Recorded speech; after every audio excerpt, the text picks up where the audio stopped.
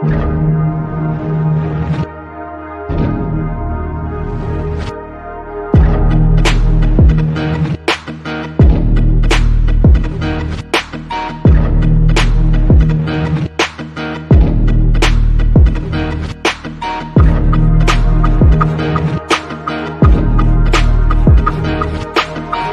first topic I want to talk about really quick before we get into some other things is that I don't like bitch ass niggas. And the reason why I want to start off with that is because game is about helping us learn the rules of manhood. And a lot of times what happens is we don't fully believe in the rules. We don't fully believe in the information. You cannot fear rejection. We got to stand on business out there, meaning that the bitches ain't gonna even fuck with me if they don't think that I'm willing to go the distance behind some shit.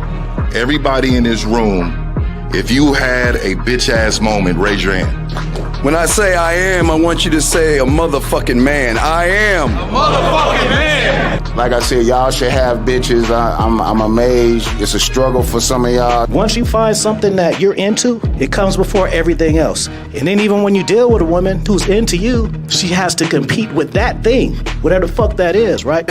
Stand up if you believe in fear. Stand up right now. Everybody stand the fuck up. You know, I say bitch a lot and nigga a lot, but, you know, it's with good intention and a lot of love in it and whatnot. If I'm feeling insecure, is this really me, or did somebody teach me how to feel this way? I am a motherfucking man.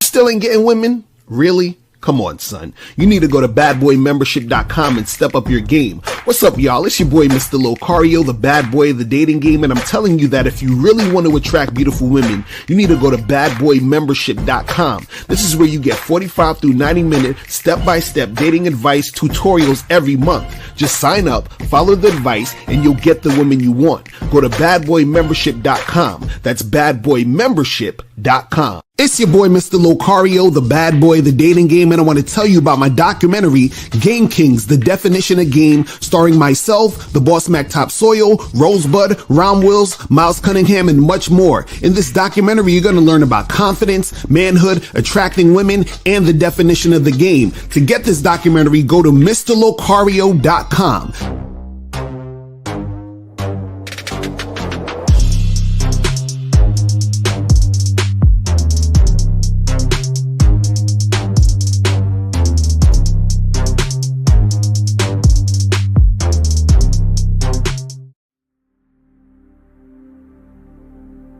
Some people think you need a sports car to get what you want.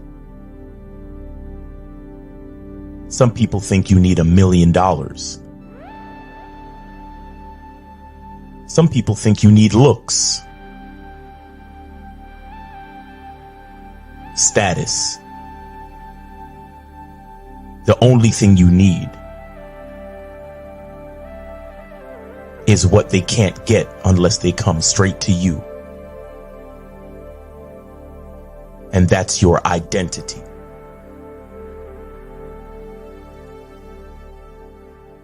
Join the Masculine Identity membership today.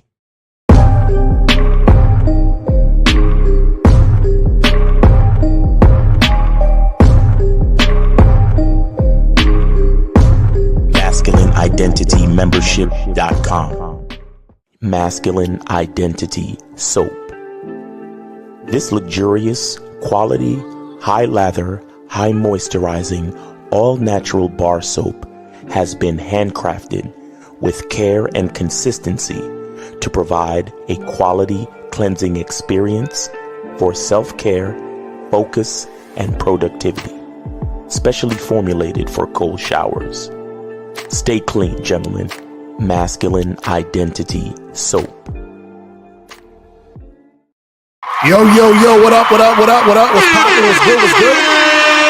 It's your boy, Mr. Locario, the bad boy of the motherfucking dating game. So today, Miles is not going to be on today because Miles had to handle some business today. So Miles is not going to be on here, but we're about to keep the game going. So shout out to my dude Miles.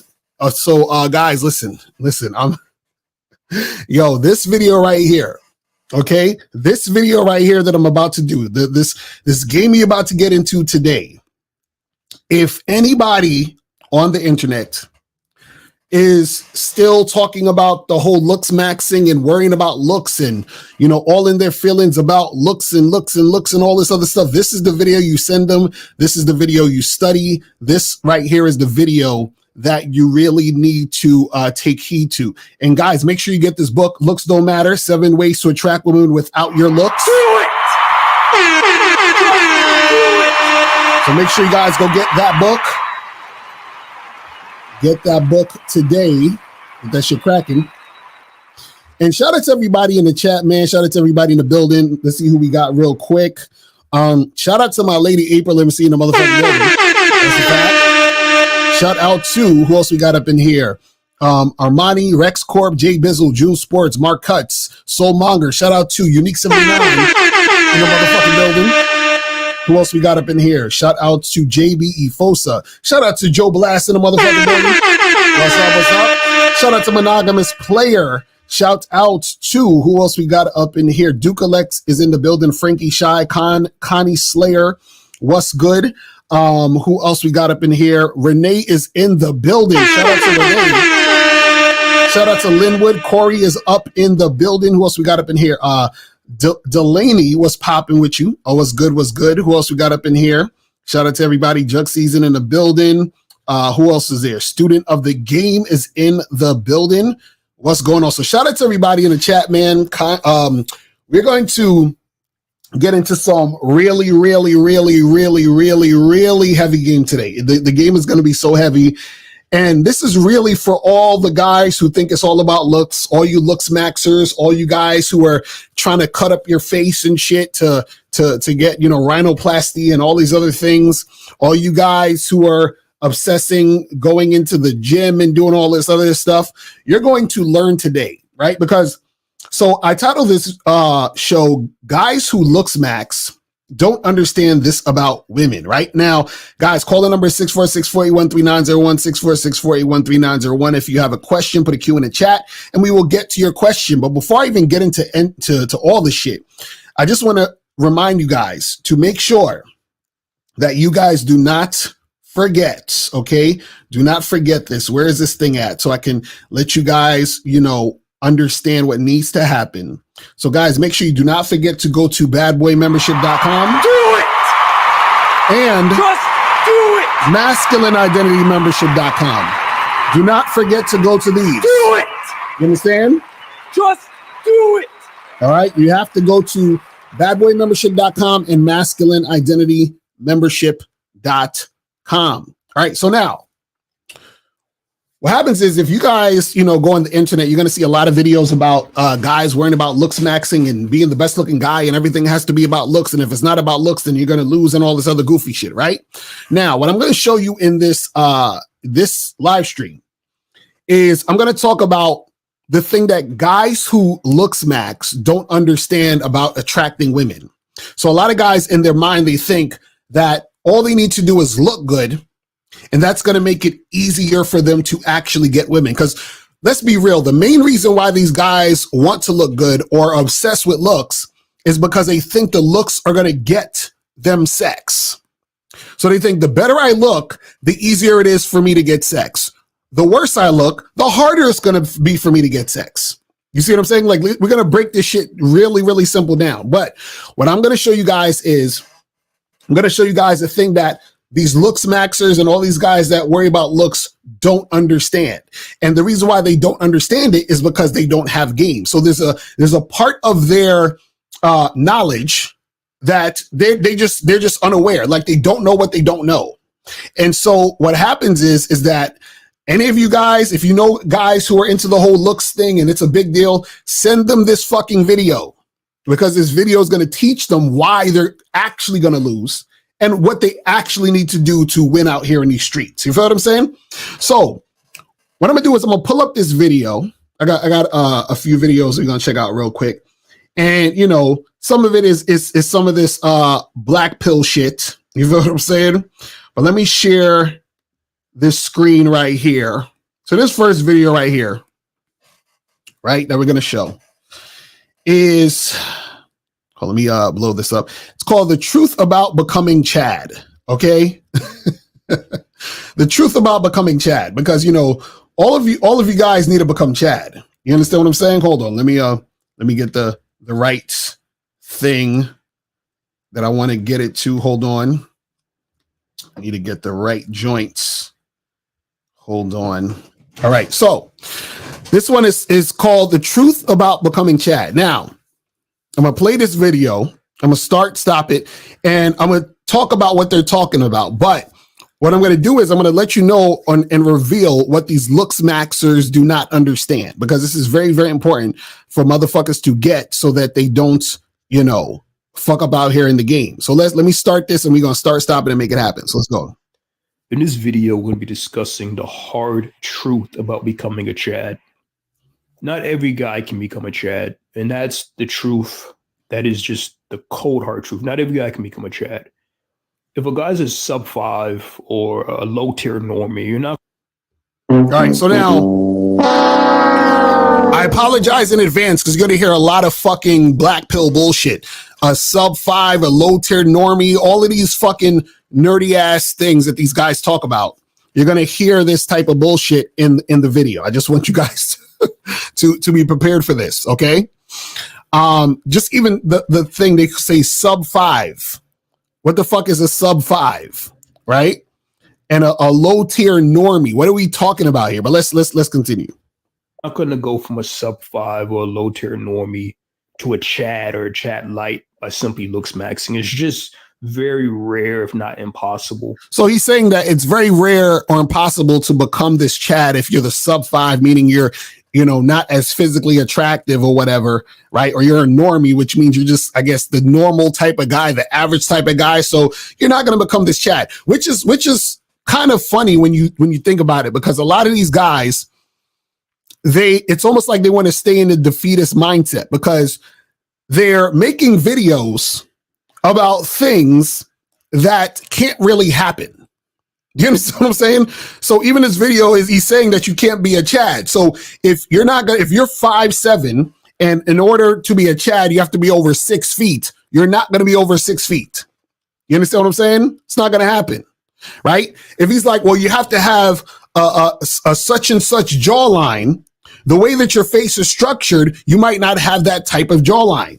So it's like, why are we talking about things that you have no control over? This is crazy, but let's continue. Sure, a guy may go from a sub 5 to a normie by LOOKSMAXXing, or he may go from a sub 5 to even a high tier normie if he's lucky. But even then, you know, you're not extremely sexually desirable. Sure, you're gonna have more sexual success than as a sub. See, he's already fucking up. I've told you guys before, sexual attraction does not always equate to physical attraction. So again, and I've said this a million fucking times, a woman can think you're physically attracted, but not be sexually attracted to you. So in these guys' minds, if you are physically attractive, therefore you're sexually attractive, which is why I said they want you to think if you look a certain way, that automatically equals sex, or that women are going to want to have sex with you. But let's continue. Sub 5, but you're still not going to be treated as a Chad. The only guys who can really ascend to a Chad level, and ascend just means you're increasing your PSL, you're increasing your looks. You know, maybe you're taking HGH to go taller, or maybe you're taking a hair product so that your hair grows back, or you're doing some type of cosmetic surgery so your face looks better, or you're doing some weight loss program, or you're taking steroids so that your body looks better. That's what ascending really means. Look at all this shit he's talking about that you would do to yourself to try to look, quote unquote, better for some pussy. This is why I tell you guys, you have to be careful with the shit you listen to, because there's actually guys out here who believe this nonsense. But let's continue. You're looking better than you truly are. And that's what the black pill is. If you fully understand the black pill, you understand that women only care about looks.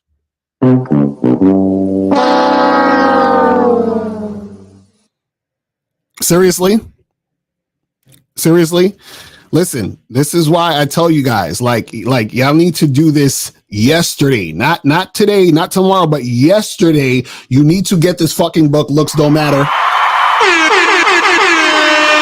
7 Ways to Attract Women Without Your Looks, because these niggas here, well, let's continue. These niggas here will have you on some bullshit. You feel what I'm saying? They will have you on some bullshit, but let's continue. That's what they desire. That's what they lust after, is a guy's looks. If you put two people in the same room, one guy's 6'4", chiseled jawline, great body, great face, and you put a 5'7" dude, just average looking, horrible face, decent body, but just doesn't have the same looks. Women on average, if not every single time, are going to choose the better looking guy. Now, let's stop right there for a second. Because this is where I'm going to reveal to these motherfuckers what they don't understand about attracting women. Okay, so basically, what he said is, if you have the 6'4" Chad and you have the 5 foot whatever guy, the women are gonna pick the Chad every time, right? Now, this is the part that these guys who don't have game don't understand. This is what they don't understand. Now, I want you to listen closely to what I'm about to say. Right? Now, I'm going to give an example so that you can understand where I'm coming from when it comes to this situation, right? What a lot of these black pill guys and these LOOKSMAXXers and all the guys that say it's all about looks never take into consideration. They never take into consideration the woman's experience and how that impacts her desire for a man. I'm saying it again. They never take into account the woman's experience and how that impacts her desire for a man, meaning what she actually wants, and it is based on her experience. So think about it this way. Let's say a person, right, likes to eat out to restaurants. They like to go out to restaurants to eat, right? Now, let's say they went to 5 restaurants. They went to 10 restaurants, right? But the first 5 restaurants they went to, the restaurants were very clean. It looked expensive. The people, the waiters and waitresses wore suits and shit. It was very upscale, right? It looked nice. So the first 5 restaurants they went to, everything looked nice. Even they had the best, even the chairs, the tables, it was made out of, expensive marble and all of that shit. They even had live bands at this fucking place. It looked amazing, right? So they went to these 5 restaurants and all 5 restaurants looked amazing. The ambiance and the outer appearance of these restaurants looked amazing. Now, what happened is that 4 out of those 5 restaurants, the food sucked. I'm saying it again.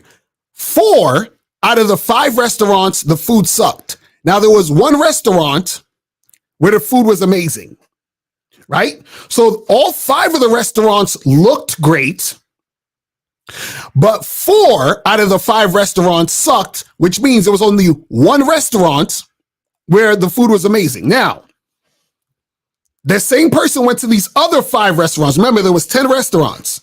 They went to these other 5 restaurants. Now, these other 5 restaurants, the look wasn't as fancy as the first 5, right? It was just kind of like a regular diner or some shit, right? They had just a waitress that was just wearing like some overalls and shit, right?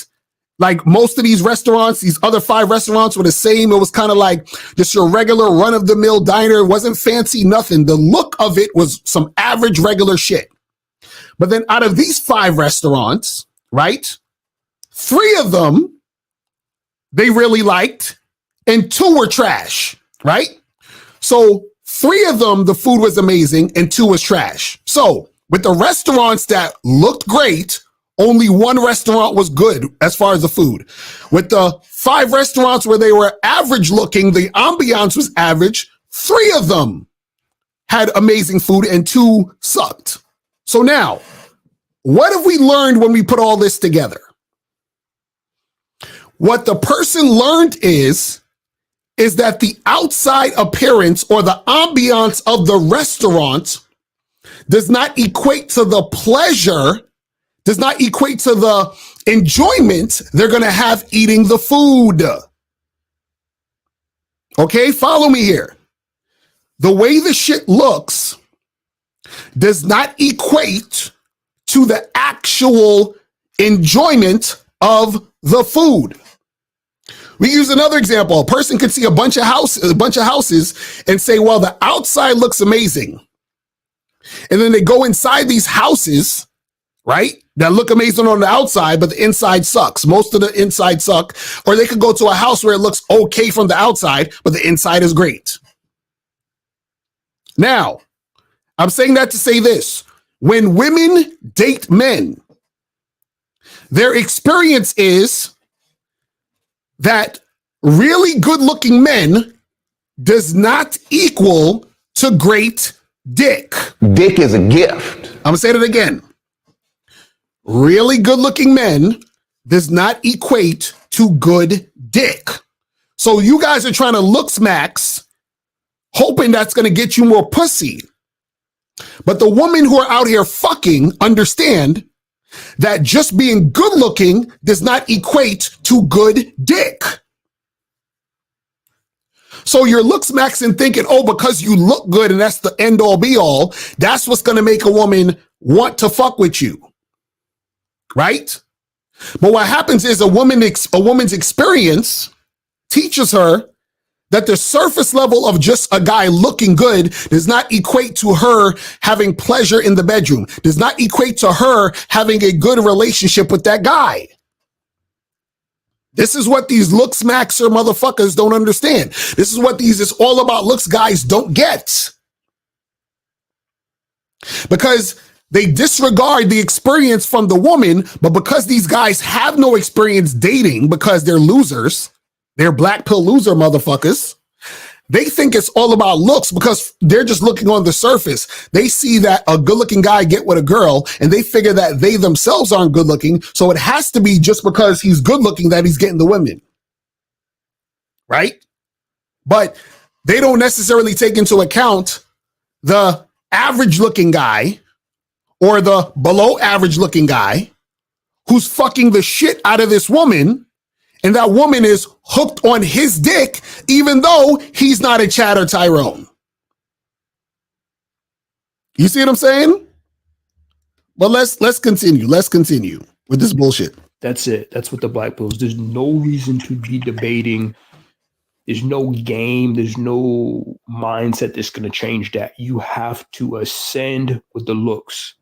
So you see how stupid these motherfuckers? There's no game. There's no mindset. You just have to ascend with the looks. Bullshit. You have to do the LOOKSMAXXing to ascend. The problem is, like I said earlier, there's an upper limit. There's just an upper limit. So you can't go from a sub 5 to a Chad. And that's what red pillars don't understand. They say, oh man, just go LOOKSMAXX and then just stop complaining and go LOOKSMAXX. Well, you can't just, it's not that simple. You can't go, sub 5s are really screwed. They really are. If you're a true sub 5, like maybe you're just 5'6", bad face, bad frame, you're gonna need so much work. So he's saying if you're 5'6", you're gonna need work. Miles is like 5'6", 5'7" on a good day. Steve is like 5'6", 5'7". So what are we talking about here? You see what I'm saying? So a lot of these nerds on the internet, a lot of these goofies, they try to sell you this shit because they're talking from their limited experience of being losers that doesn't believe in themselves and not able to attract women. Let's continue. To just get to the normie level, just get to a low tier normie. We're not even talking about a high tier normie. Just to get to a normie level is going to take a lot of effort and a lot of work. And that's what really LOOKSMAXX is about, is you have to sit down and objectively look at yourself with somebody who does morphs or somebody who has experience with LOOKSMAXXing to look at the things that you can do to ascend and improve your sexual life. So wait, so he's saying to sit with somebody that could help you LOOKSMAXX some other guy who LOOKSMAXX so he can help you ascend with your sexual life. Terrible. Okay, every guy has a phenotype, so you can look at your phenotype and compare somebody who looks similar to you and try to ascend based on what they look like. It's very simple. So wait, so he's saying look at someone who looks similar to you and then go off of that. So let's say a guy looks similar to Michael B. Jordan. So he thinks because he looks similar to Michael B. Jordan and he LOOKSMAXX to get as fit or whatever, that's going to make a difference. Isn't Michael B. Jordan the one crying about the fact that he's lonely? And this nigga is famous. But let's continue. Again, not everyone can do it. Some people are just blessed with supreme genetics. You know, Chaz and Chad Lights didn't do anything. They didn't have to LOOKSMAXX. They were born attractive so that they attract women. They're just born that way. He said they were born attractive, so they attract women. See, what you guys don't understand, and again, I talk about this in this thing right here that all of you guys should get, Looks Don't Matter. I talk about this. Is that most of these guys don't have enough game to understand how your looks can backfire. And if you don't have game, you don't know how to handle those situations when they come up. So these guys, because they're simple-minded, they think, oh, I just look good, and then the women will fuck with me, and that's it. They're coming from a place of lack, so they're hoping, oh, well, if I look good, I don't have to do anything, and then chicks will just, knock down my door and all this other stuff, right? But what happens is there's times where because you look good, let's say a woman thinks you look good, right? And let's say because she thinks you're really good looking, she's intimidated by you. And because she's intimidated by you, right, she's giving you a little resistance. Now, how do you deal with that? Or let's back it up. First, how do you know she's giving you resistance because she's intimidated versus her not being interested? That's one. And two, if you know she's intimidated, how do you circumvent that to make the shit happen in your favor to where you can make the shit happen with the woman? You see how you need game even if you're good looking, because you being good looking can make these other situations arise that you need to know how to deal with? You see what I'm saying? But let's continue. That's why we have this saying that we were born and it was over. Because if you were just born as a sub-5, you got screwed. Versus a guy who was born as a Chad Light, a 6 foot tall Chad Light. He was given everything and didn't have to work for it. So the first thing you have to accept is that not every guy can ascend. There's an upper limit to where you can ascend to. If you're a true sub-5, there's going to be an upper limit. Right? Even leg length surgery, you're not going to go from 5. See, now he's talking about leg length and surgery and all that other stupid shit. So he said the logic makes sense, but attraction is instant. They will always go for the more attractive guy. Okay, cool, Ashton. Now, again, like I said, the girl is instantly physically attracted to you. Now that she's attracted to you, she's intimidated. So you trying to make something happen with her is hard because she's giving you resistance. So now, Ashton, what I want to ask you is, how do you attack that situation? How do you do it? Now, let me give you another scenario. She's instantly attracted to you based off the physical. And then because you ain't got no mouthpiece, right? And because you ain't got no game really overall, she realizes that you don't know what to say, you don't know what to do, and now she don't want to fuck with you no more, right? So what do you do then? He said, is this a video for the PPGs? Oh man, that's hilarious. But this is what I'm saying. Guys, you can call in. Call in number is 646-481-3901. 646-481-3901. Make sure you guys donate before you call in. 5'6" to 6'5" with leg length. And so you're just not going to do it. There's an upper limit to where you can go. Your max PSL. There's an upper limit. Okay. The next one is you're going to have to get rid of the red pill and blue pill programming. This destroys so much men, and it slows down their growth and experience and exposure to the black pill. The longer that a guy is red pilled, the longer that a guy is blue pilled, the longer he's going to be stuck in the matrix and is stuck on the treadmill. This is ironic that he's talking about guys being red pill and blue pill, but he's one of these guys who would consider himself black pill. It's the same fucking, if any of these pill shits is the same shit. Man, well, if you're blue pilled and if you're red pilled, then this is going to happen. Nigga, you talking this sub 5 shit, but let's continue. He doesn't improve his life. Your teenage years, your puberty years, when you're 18, 17, 18, 19, those years are so vital because you're still developing. Your growth plates are still open. You can take things to help you grow. Your bones are still developing. Your muscles are still developing. You, instead of using that valuable time to learn some game that doesn't exist, that doesn't work, or to learn chivalry, or to wait, so he said game doesn't exist. It doesn't exist. It doesn't work. It doesn't exist. It doesn't work. Guys, listen, all you have to do is be good looking. And you walk into the room, right? You walk into the room and you just open your arms like this. You just be like this. That's it. That's what you do. You just tell them to come through. You understand? That's what you got to do.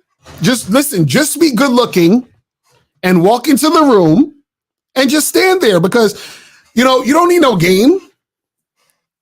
Matter of fact, when you get into a relationship with a woman, don't even say anything or do anything. Just make sure you wake up every morning, shave, make sure that you're dressed well and you're just looking good, and just sit there on the couch and wait for your girl to wake up so she can just stare at you for 8 hours, because it's all about looks.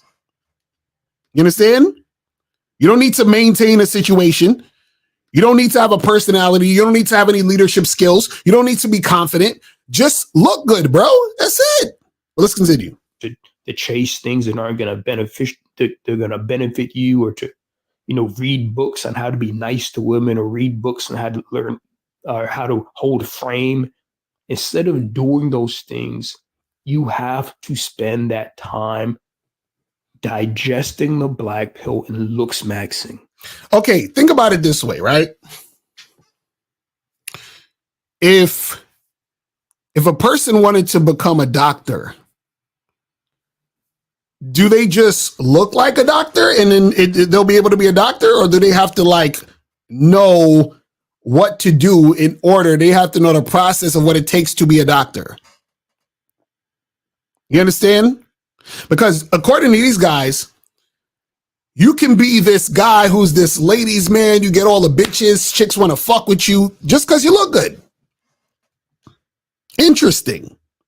Listen, I want some of these LOOKSMAXX and motherfuckers to call up, but I know they're not. But, it'll be great. And if you guys who believe that it's all about looks, or looks is the most important thing, or looks get you in the door, any of that type of shit, call in. Let's continue. LOOKSMAXX so you can ascend. The hard truth is that the red pill and the blue pill are lies. They're just pure lies. Yeah, and the black pill is lies too. I agree. It's designed to keep men on the treadmill, to keep people selling books, to keep people spending money on stuff that doesn't work. That's what women want. Women want guys stuck on that treadmill. That's what dating coaches and PUAs want, is they want young men in their... Wait a second. He said that's what... Hold on, let me rewind this again. He said dating coaches want what? Hold on, let me rewind this shit a little bit. Hold on, wait a second. Let me get this call. I see somebody calling up. Make sure you guys donate. All right, I see somebody calling up. We got 321. What's poppin'? Who's this? Yo, what up, man? What's going on? Who's this? This is Mike. Mike, did you donate? Hell no, I ain't donate. Why didn't you donate, Mike? Call back. All right, so let me rewind this again. Hold on. Okay, I got it rewound. All right, here we go. Is designed to keep men on the treadmill, to keep people selling books, to keep people spending money on stuff that doesn't work. That's what women want. Women want guys stuck on that treadmill. That's what dating coaches and PUAs want, is they want young men in their teenage years and 20s stuck in the treadmill. Hold on. I see another call. Let's go. We're going to go to, I think this might be a FOSA. So 678, what's popping? Who this? Is he FOSA? I donated $6. Yes, sir. Appreciate it, brother. Appreciate it. So what's going on, man? What's popping with you? Yeah, so well, shout out to Coach EO, man, because Coach EO, I love Coach EO, but one thing I didn't love Coach EO when he talks about, look, he says that in year 6, you got to get a little 4, got to be 2 points, above the chick, and look better than the chick to be relationship to you. What are your thoughts on that? Well, shout out to Coach EO, but Ifoso, what do you think? I need to hear what you're talking about. Like, what's going on with you? Okay. I'm saying that a lot of these content creators on YouTube saying that make hold on. One was a video. He made a video that he says that women do not want a man that's better looking than them. You said women don't want a man that's better looking than them? Yeah, they want a man that's better looking than them. Okay, so what's your so you're saying that's what you think, that they don't want a man that's better looking than them? Yeah, it's my opinion. It's a fact. I mean, I'm saying that looks. I'm saying something. A guy's good looks does make some women. Well, this is the thing. Women like a guy that they think is good looking. What guys need to understand though is that you being good looking is not the end all be all. It's not the most important fucking thing. You feel what I'm saying? And so the problem is a lot of guys, because they're either lazy or ignorant, they don't really understand this. So they're looking at this very surface level because they're only going off their understanding.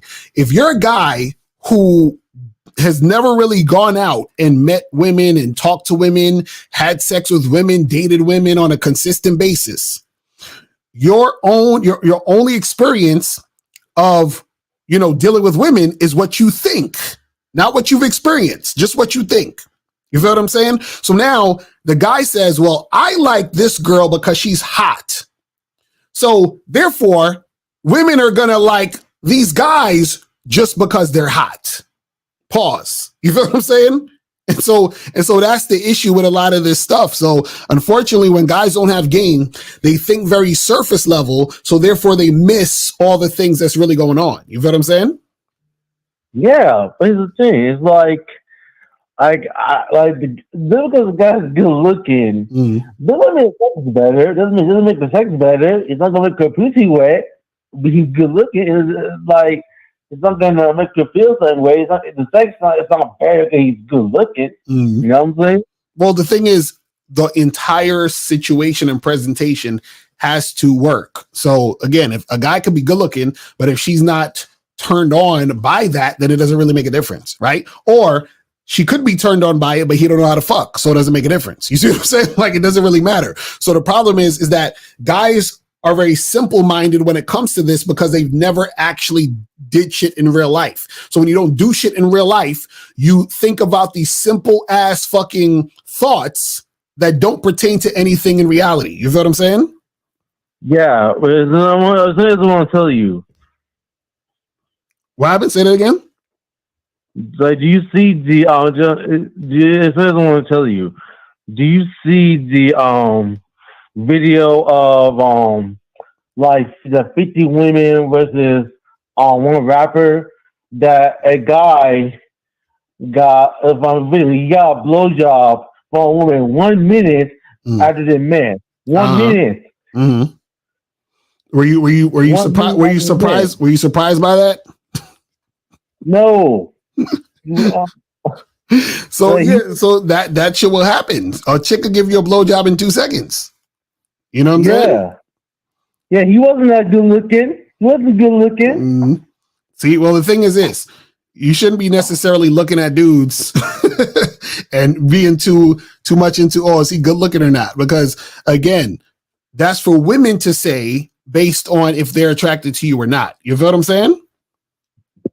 Yeah. But anything else, Efosa, you want to talk about? Anything else you gotta say?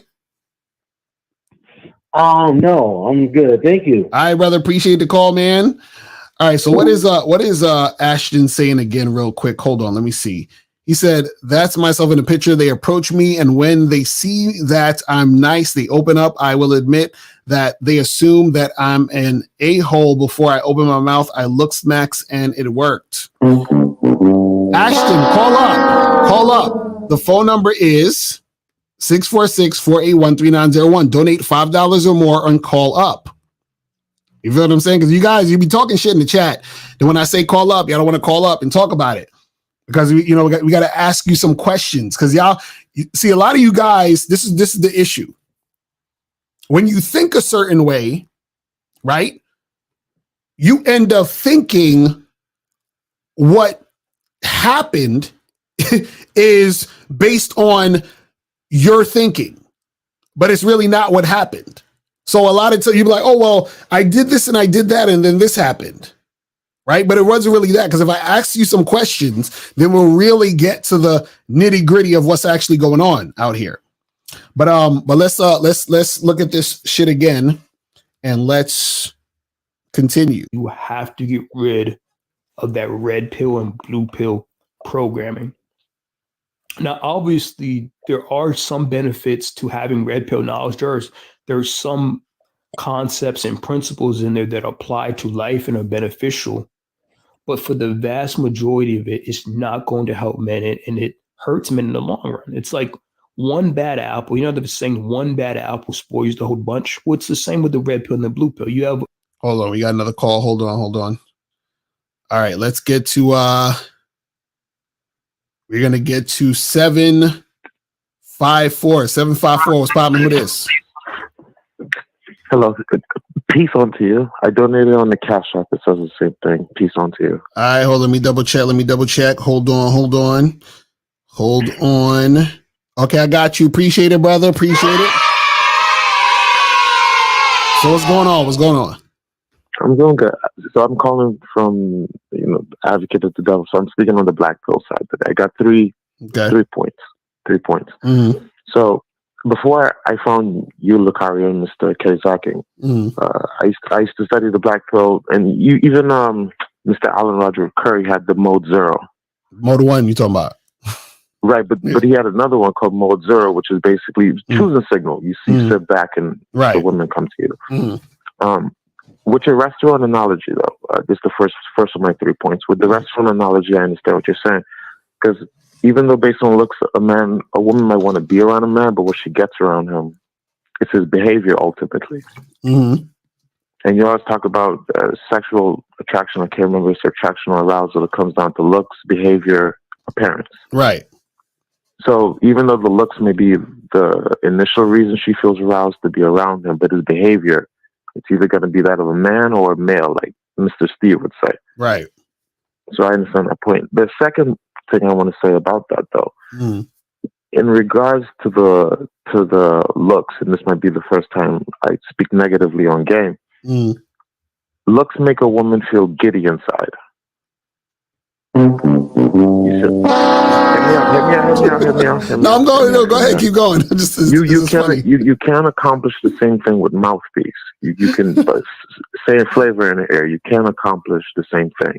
Mm-hmm. But looks, let's say from when a woman wakes up and think about if she's with a man that looks good, she feels giddy from the moment she wakes up, as opposed to mouthpiece. That's okay. So what makes her giddy then? What makes her giddy?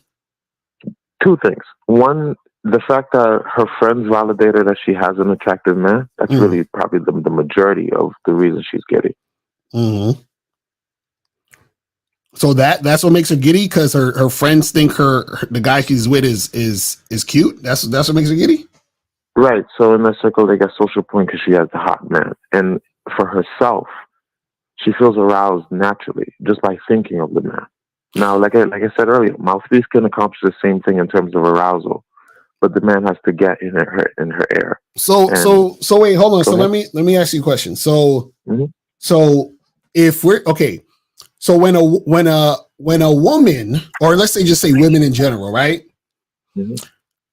Do women in general, right? Do they like? Or do you think that they're the main consumers of porn, or do you think it's men? Men by a large margin, right?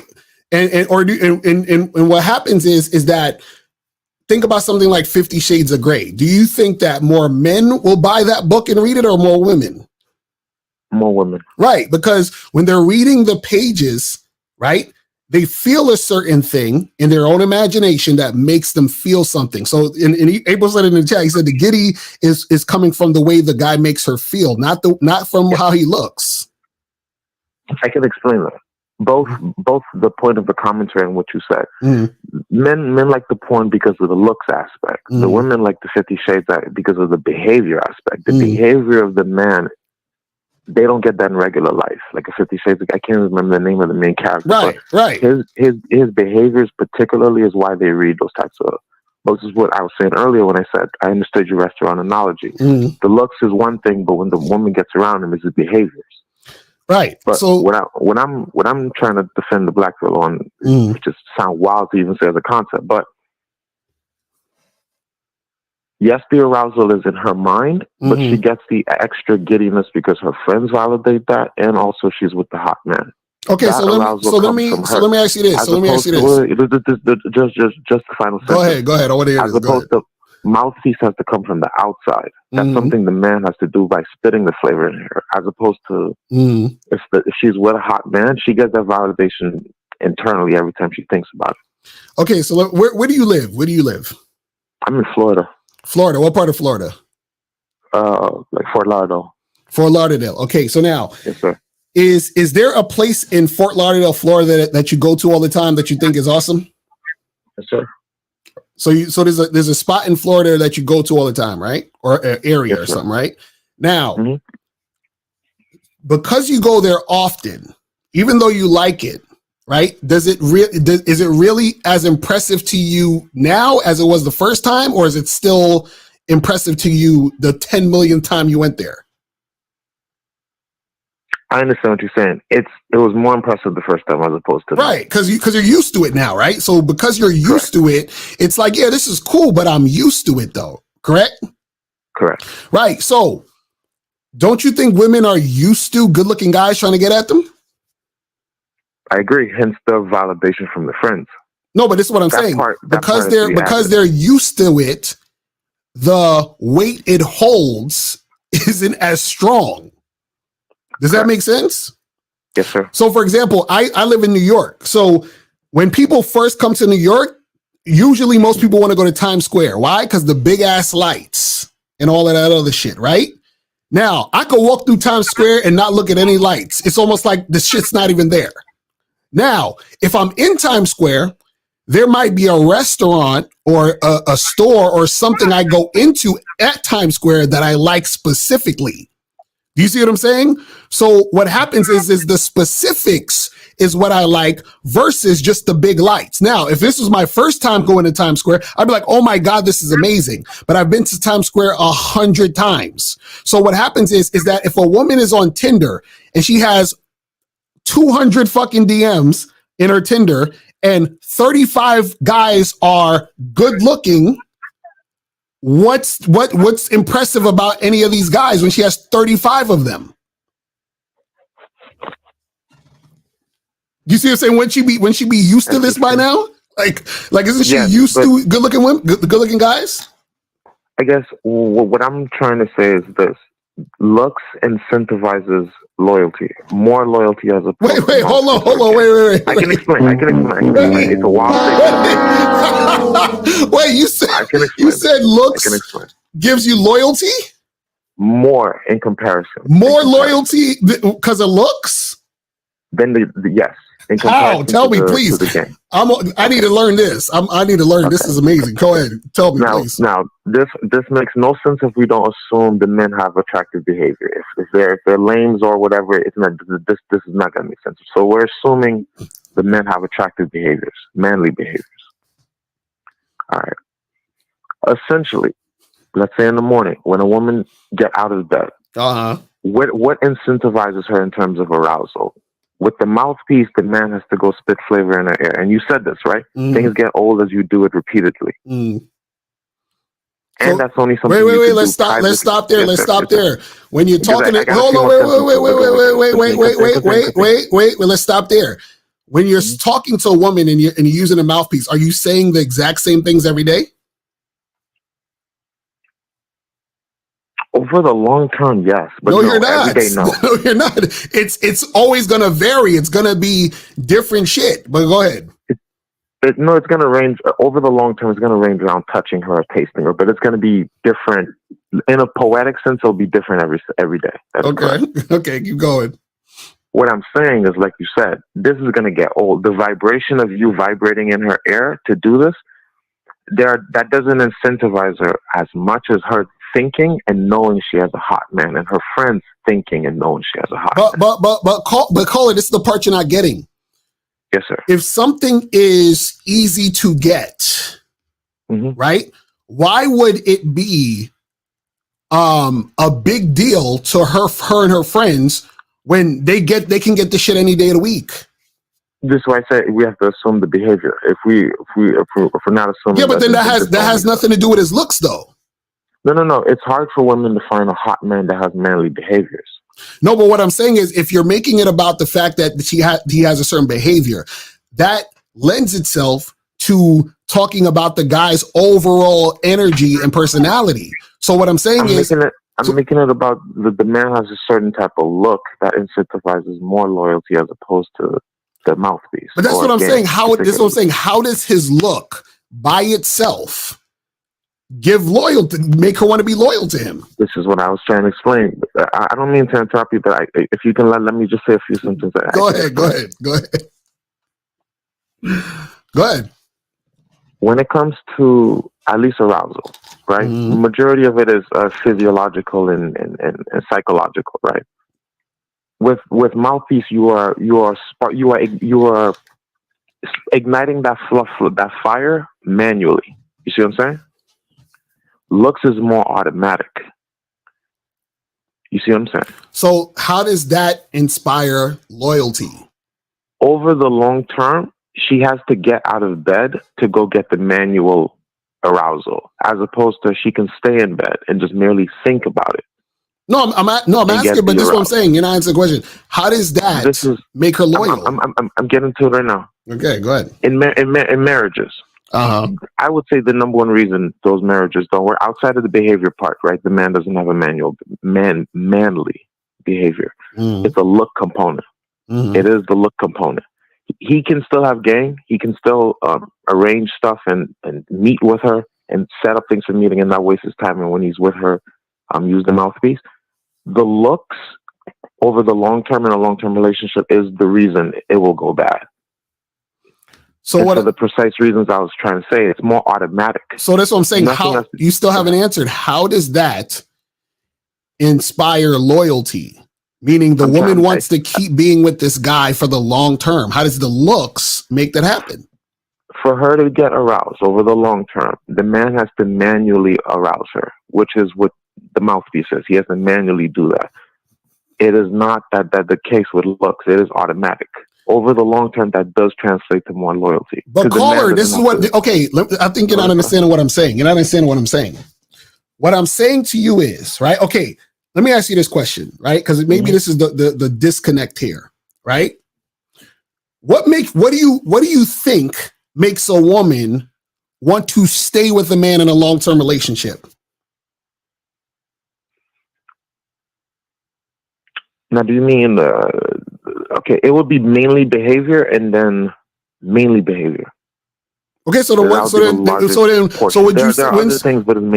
you say that her being in a long-term relationship and staying with that guy is her being loyal to him? That's what I'm saying. You can get a woman loyal with game. I'm not making that. That would be blasphemous. I'm not saying that. I'm saying the incentive to be loyal is higher with looks. So you're saying that a woman is with a guy, right? Mm-hmm. And you know, everything is cool, but the thing that makes her really stay is because she thinks this guy she's been with for 10 years, she's still enamored by his looks. It's more incentive. I'm not saying game doesn't do. No, but this is what I'm saying. Listen to what you're saying. Listen to what you're saying. This woman, in this example, I'm saying this woman has been with this guy for 10 years. Correct. Right? So you're telling me that her being with him for 10 years and her wanting to be with him for an 11th year mainly has to do with him looking good.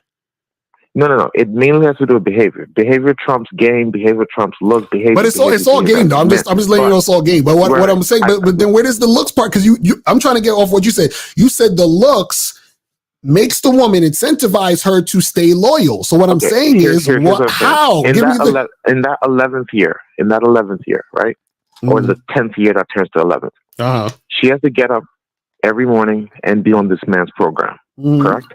Mm-hmm. What I'm saying is, before she goes and tries to be obedient to this man, if he has the looks, she has more incentive. She's giddy in her bed, as opposed to she has to be around him and he has to split flavor in her ear to get her giddy. One of those is manual. But caller. Mm-hmm. Why does a woman get giddy? It's a feeling, correct? Correct. Okay. It's arousal, really, but yeah. Right. So what I'm saying is that does the feeling she feel, is she inspired to feel that way because of his looks, or she's inspired to feel that way based on who he is as a whole? This one is purely looks. So you believe purely looks is the thing that will inspire a woman to be loyal long term? No. I'm not saying that at all. I keep saying game does the same. I'm not saying this at all. I'm saying there's more incentive. But this is the part you're missing, and I want you to listen to what I'm saying closely, right? So, yes, sir. So if I say a woman has been with a man for 10 years, right? What happens is that what usually will keep her loyal is the fact that he's been consistent with her for 10 years. That's the behavior. Right. So he's shown her that he's, let's say, reliable. He takes care of her and the kids. He's good to her. He's a nice guy to her, whatever, and all that other shit. Right now, what happens is because he's doing this, she's investing more time and energy into the relationship because he's giving this. So she's giving more time and energy to the relationship, which means that she is getting more attached and she's more loyal to that situation because of the back and forth. So what I'm saying is, how does his looks, right? Because forget the behavior, forget all the other stuff. You said looks. How does it equate to his looks, making her want to invest more, making her get more attached? How does the looks make that happen over a long period of time? That's what I'm trying to say. His consistency is what causes her to invest, but while she invests, his looks is what gives her the automatic arousal. You are correct. The consistency, behavior. So let me ask you this question. Let me ask you this. So do women get in long-term relationships mainly for arousal or for security?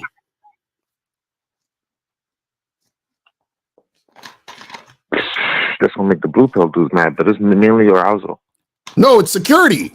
So wait. So hold on. So you have two guys.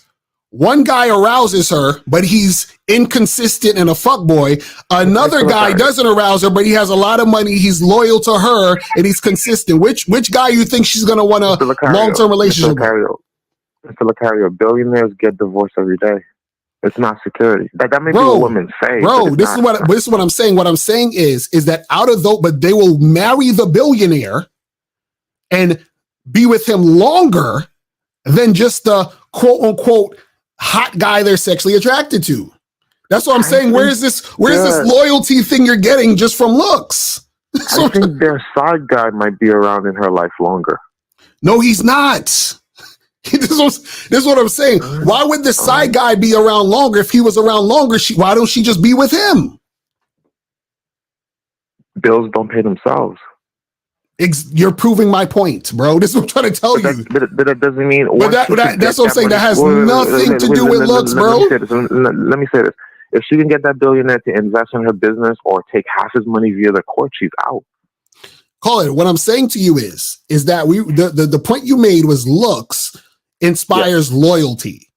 It incentivizes the most loyalty. And what I'm saying is, and this is what I'm asking, you, what is her motivation to be loyal to him because of his looks? That's what you still have not answered that question.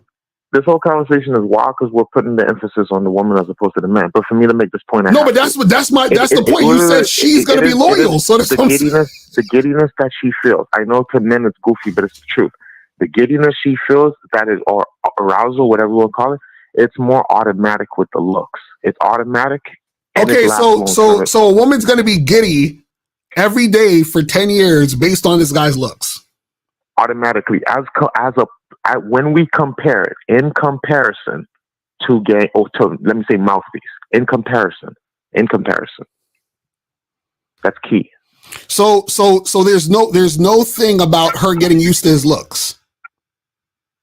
In comparison to mouthpiece, it'll take longer to get used to look than the mouthpiece, because the mouthpiece is a vibration in the air. So what you're saying is a woman who thought a guy is super attractive the first day she met him, and now they're in a 10-year relationship, she still is like, oh my God, I'm having the same butterflies that I had the first day I met you. No, I'm not saying that. I'm saying in comparison to, let's say, both men have the manly behaviors. Mm-hmm. One man, let's say, he prioritizes looks and no mouthpiece at all. Mm-hmm. And then one man prioritizes mouthpiece and no looks at all. So he might be obese, right? But he's Alan Roger Curry with this shit.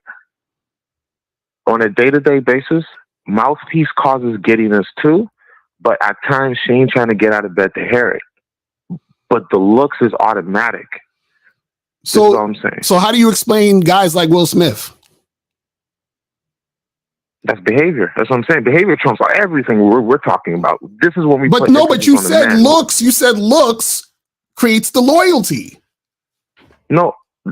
Okay. See, we keep going. You notice we keep going back to it. Okay. Just, Mr. Collar, just let me say this once without the interruption. I think you'll get it once I say it like this. It is the man's behavior and consistency that makes any woman want to be around him. Period. Full stop. Mm-hmm. Now, the consistency is what incentivizes her to invest in the first place.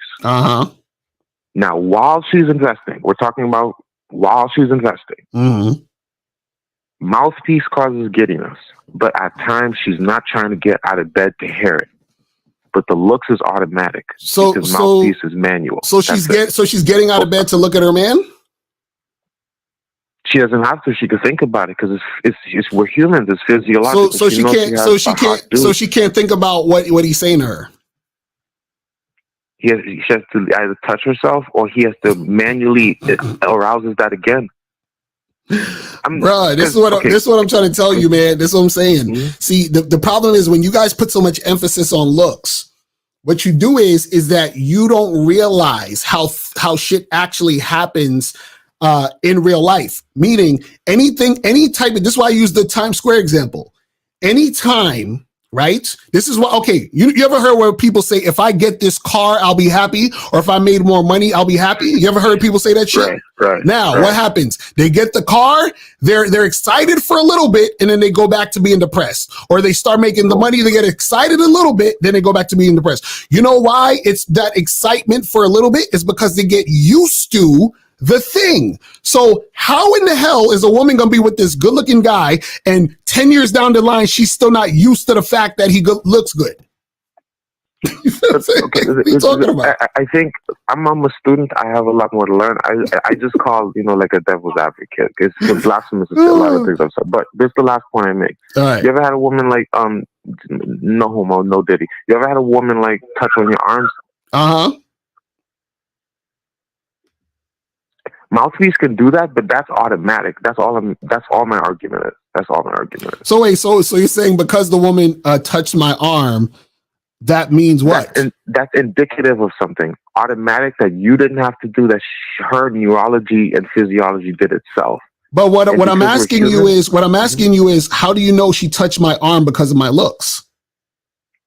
Why else would she touch a heterosexual man's arm? Because maybe she was attracted to me for all of the other things that make me attractive. What if she's attracted to me for everything? What if I said something to her that inspired her? So for example, let's say you're talking to a girl, right?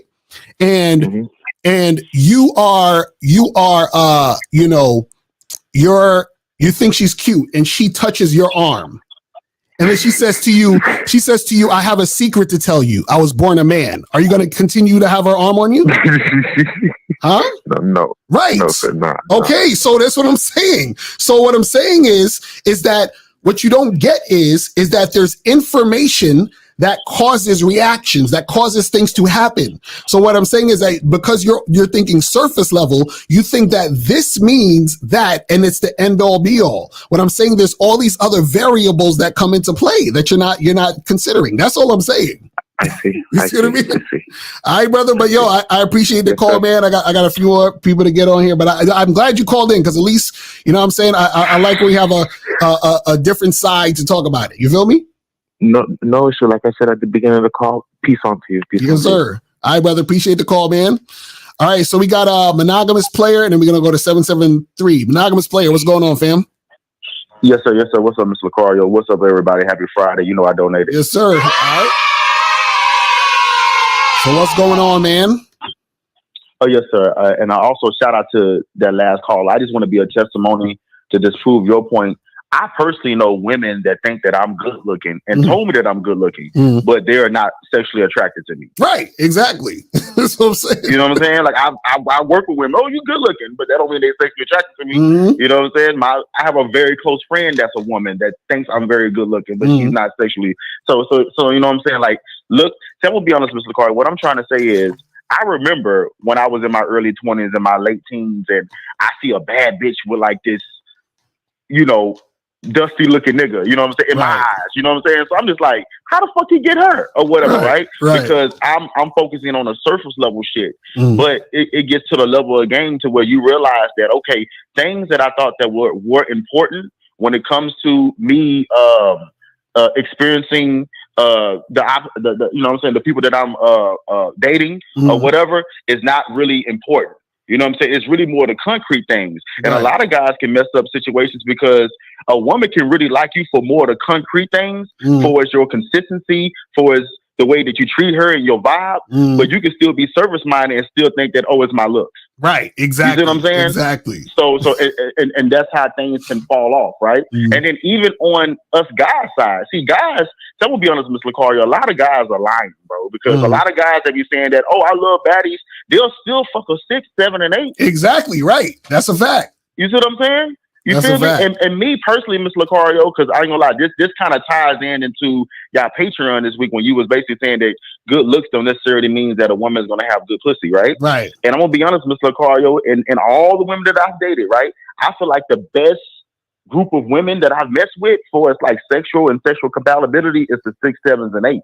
You see what I'm saying? Because it's not necessarily for me. It's not what makes me fuck a girl good and have sexual compatibility with her. It's not really, as what y'all said, just a good pussy, right? Right. Because a woman can have good pussy, but I'm good just for that one time. Right. I've smashed girls and said, oh, that girl, she has some good pussy, but I'm not really interested on moving forward. And vice versa. Right. You see what I'm saying? A girl can feel like that about you, but it's about the compatibility. And what builds the compatibility is the consistency. You know what I'm saying? That's what turns me on about a woman when I say, hey, I need you to be at my house at 7:30 Friday or Saturday, and she's there and she wearing what I told her to wear, and everything is smooth. And even what Miles was saying on y'all Patreon, there are some girls where y'all don't even have to even explain nothing when it comes to the sex because things are so smooth and y'all are so compatible. Right. That's you see what I'm saying? But that don't necessarily ties into how a woman looks. But a real player, to be honest, I can find something that I'm attracted to about a woman. A woman don't have to necessarily be a 10 for me to be attracted to her. And see, you know, hold on.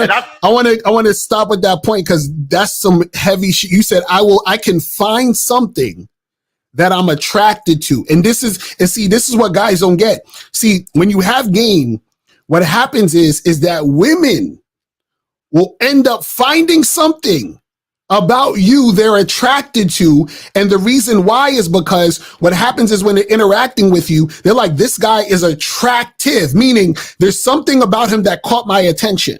So now that he's caught my attention, I already know consciously, he may not even be my ideal type, but because he caught my attention, that means something. So what is it about him that I'm attracted to?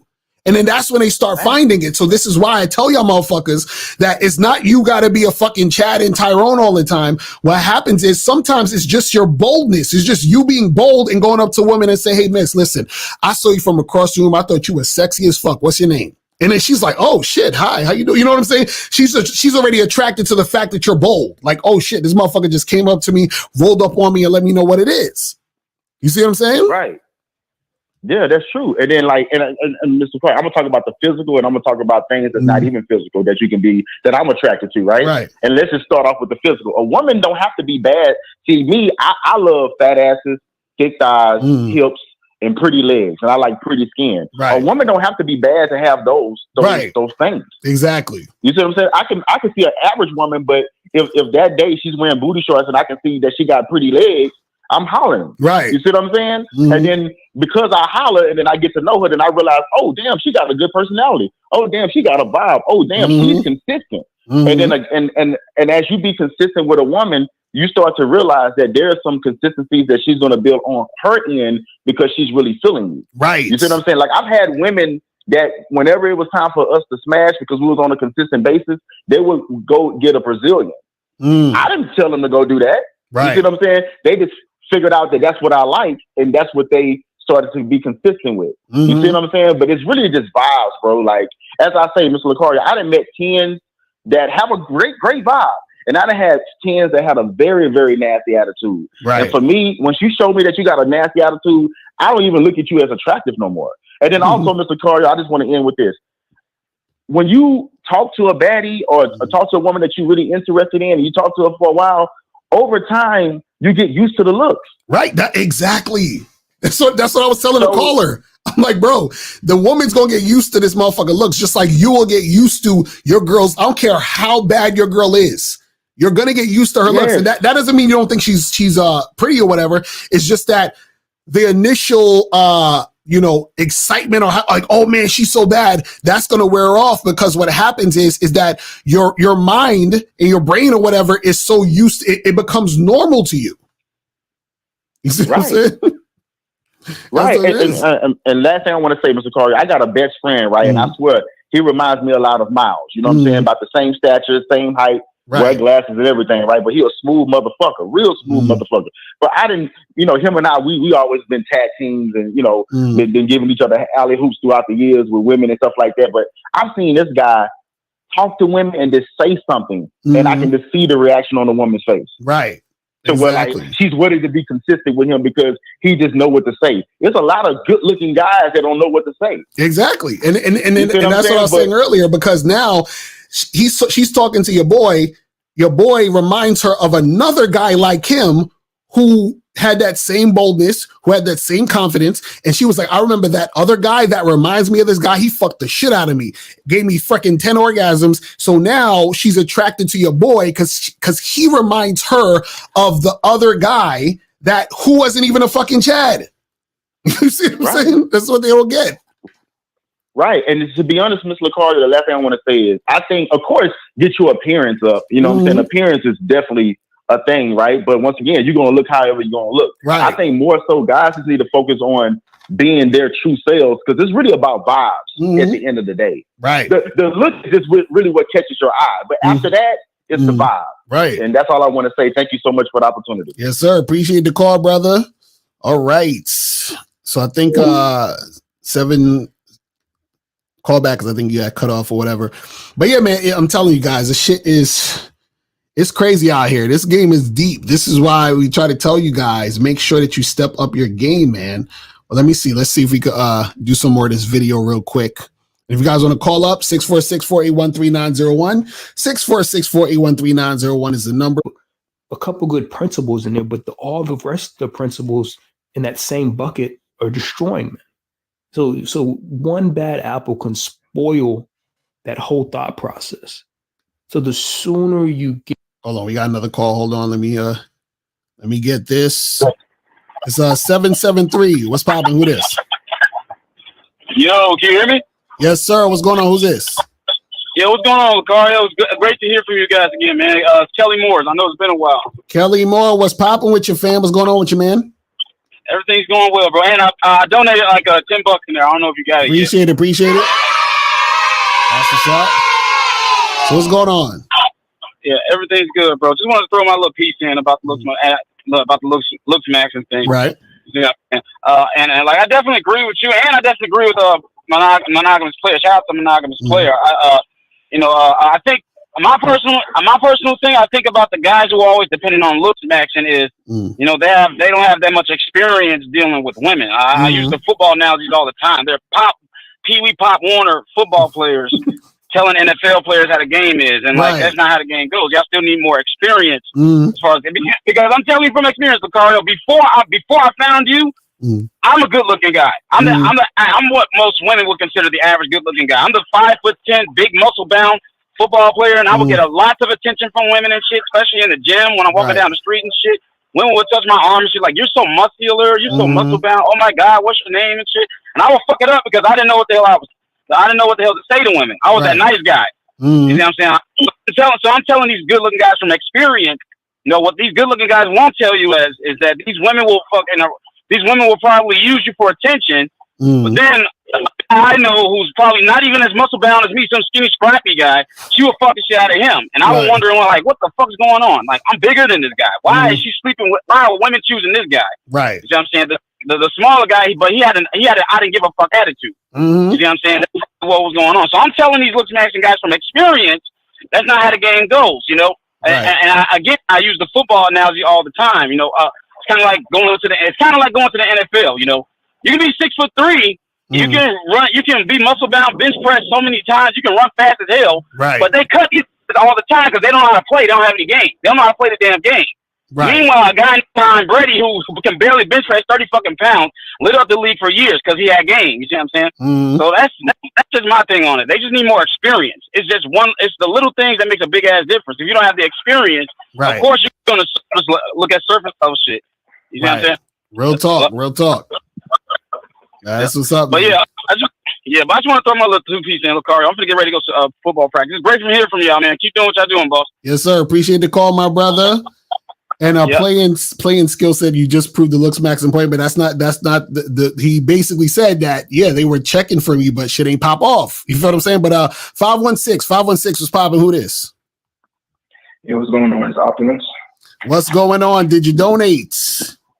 Yeah, cash out. All right, appreciate it. So what's going on, fam? So this is probably my favorite, or one of my favorite topics, that we personally talk about, and that is damn near polluted through YouTube. But I was listening to the beginning of the live, right? I had to skip to the end because I wanted to quickly call in. So my thing is this, Lucario, right? And I'm still learning, right? I tune in. I'm learning from what you got, what you put out there. But this is what I don't understand. I feel like this is a contradiction right here, right? You preach that as a man, it's a numbers game, right? We have this base level understanding that if one woman is not on your program, you move on and you deal with a woman who is, right? Right. So in the beginning of this live, you were talking about how a woman will be intimidated by an attractive guy, right? And that attractive guy should have game on how to circumvent that, or like how to navigate that, right? Right. And that's cool. I understand that. But this is my thing, right? Why does that you preach abundance, you preach having an abundant mentality. Right. As an attractive guy, because me personally, I'm an attractive dude. Why should I care or be focused on a woman who's intimidated by me? Fuck her. Let me go deal with a woman who's not intimidated. Yeah, you can. See, one thing I've realized that Yeah, but hold on, let me finish what I'm saying. One thing I've realized that you do is when it comes to like looks, like when you're talking about looks, you always talk about the negative, you focus on the negative reaction a woman would have. So for example, right, you're like, oh, a guy could be good looking, but maybe the girl don't like his voice, or maybe she doesn't like what he's talking about, and now it's like the attraction is lost. Cool. But at the same time, you preach abundance, right? So if the girl is not into that, if she don't like me, fuck her. Let me find a girl who is. Right. But guess what? This is the thing. This is the thing, though, right? As an attractive guy, it's going to be easier for me to be able to hop onto a new chick because I just naturally have that pull versus a guy who don't have that type of attraction on the front end. So my thing is this, right? This is why I feel like it's like what's the word to put it? I don't know what word to use, but I guess you could say disconnect. It's like you don't acknowledge the fact that as an unattractive guy, he's not going to have the reach that I have. He's not going to have the pull. So, for example, if one girl denies this unattractive dude, it may take him a little longer to be able to jump onto a new girl versus me, who I'm able to just the next day, all right, this bitch didn't like me. Oh, this next girl likes me. So I'm constantly getting that volume in. Let me give you an example in a different way outside of looks. Let's say I have a business, right? And I'm advertising something that people want on a large level, right? Like I'm putting out something that a lot of people are responding to. I'm gonna have a greater chance of closing sales, of having success versus somebody who's putting out something that people don't really want or they're slow to react to, right? So why don't you touch on that as far as the looks game? Not the looks game, but why don't you touch on that as far as the looks going on? But you always focus on the negative part of the woman's reaction to an attractive guy. Okay, so let me say why. So now the reason why I focus on the negative aspects is because if you're a guy thinking that the looks is the main thing, or the thing that's going to get you over is the looks, means that you don't have game. So even if you do attract the woman with the looks, you're going to fuck it up anyway. So basically, I'm just telling you what's going to happen. Do you see what I'm saying? Because you're already coming with that mind. Because this is what you got to understand. Guys who, for example, like I was actually on Clubhouse earlier, we was talking about this because they was talking about pretty privilege and all that other stupid shit, right? Now, I told these motherfuckers on on Clubhouse, I said, listen, I'm the only one in this room who's actually been paid because of their looks. Like when I used to model for big corporations and companies and shit, I got paid for my look. You feel what I'm saying? Like even for example, the website beautifulpeople.com, which is a dating site, you have to get voted in based on your looks by women. So I got voted in. You see what I'm saying? So I'm talking from the aspect of a guy who most would consider in some form of fashion good looking. And what I'm saying is that I still have to approach, I still have to play the numbers game. I still have to do what I do. So any guy who's good looking still has to do that. You see what I'm saying? Right. Whether they're good looking or not. Nope. So hold on. So now what happens is that there really isn't any differentiation between the good looking guy and the guy who's quote unquote not so good looking, because what happens is even the good looking guy still in a lot of cases has a niche. So let's say you have a white guy with blonde hair and blue eyes. What about all the women who aren't attracted to white guys with blonde hair and blue eyes? What difference does it make that he looks good? Why are you worried about isn't what you preach, don't be worried about the women who are not yes, so that's what I'm saying. So hold on. So caller. So that's what I'm saying. So what I'm saying is if a white guy comes to me for coaching, or let's say a white guy is like, well, I'm having trouble. I'm white, I have blonde hair, I have blue eyes, I look like Brad Pitt. Why bitches ain't want to fuck with me? And so what I'm saying is his ignorance thinking that that's all he has to do is why he's going to fail. That's what I'm trying to tell you. You see what I'm saying?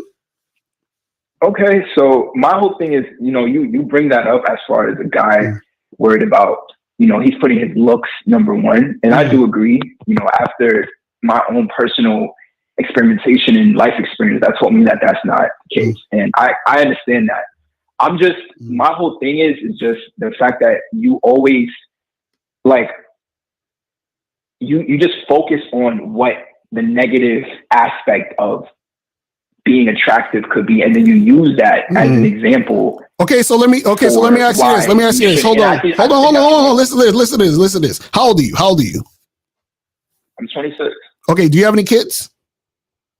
Nah. Okay, now imagine you have a kid today, right? And let's say in 15 years, right? Your kid is 15 years old. And your kid says, Dad, I want to move out and get my own place. Right? You're going to be like, yeah, go ahead, do it. You're going to be like, yeah, go do your thing. Is that what you're going to say? Or are you going to say, really? So how are you going to pay bills? Do you have a job? What are you going to do when you need to pay the light bill? What are you going to do with this? You see what I'm saying? You're telling him the things that you know that are going to happen because he's ignorant. Do you see what I'm saying? Okay. He doesn't know it. So that's what I'm saying. So what I'm saying is you have a good looking guy. So what I'm saying is, listen, you think because you look good that it's going to be this smooth ride. I'm telling you it's not. So I'm not being negative. I'm telling you the truth. That's what I'm trying to get you to understand, bro. You see what I'm saying? All right. So you should balance it out then. You should also talk about like the positives of it. Because me personally in my life, all I see is the positives. Okay, so what's the positives of being a good looking guy as far as the dating game is concerned? Yo, I could break this down, but break it down. I'm gonna be honest. I'll take a minute, man. Break it down. Tell me. I'll take a minute. I mean, shit. Just starting off. Let's start from just being like a young kid. You know what I'm saying? I remember, I always was treated different, right? Like I was always treated. Come on, man, you're beating around the bush. What's the positives, bro? Come on, name them. No, I'm telling you, I was always treated better, right? Like how? Tell me. What happened that you were treated better? Tell me. Well, one example was getting free stuff at lunch from different girls around me. I remember this was happening in elementary school, and it wasn't happening with other dudes. And I used to think it was just because I was cooler or something, but then obviously at that level. Okay, so how often were you getting free stuff at lunch? This was frequent. I had many girls crushing on me. It was constant attention. How often? Constant free food. How often? I just said it was almost daily. It was like almost every time. Okay, so now let's talk about when you're an adult. What are the things that you're getting? What are the positives as an adult, being a man, when it comes to the dating game, dating adult women that you're getting out of being good looking?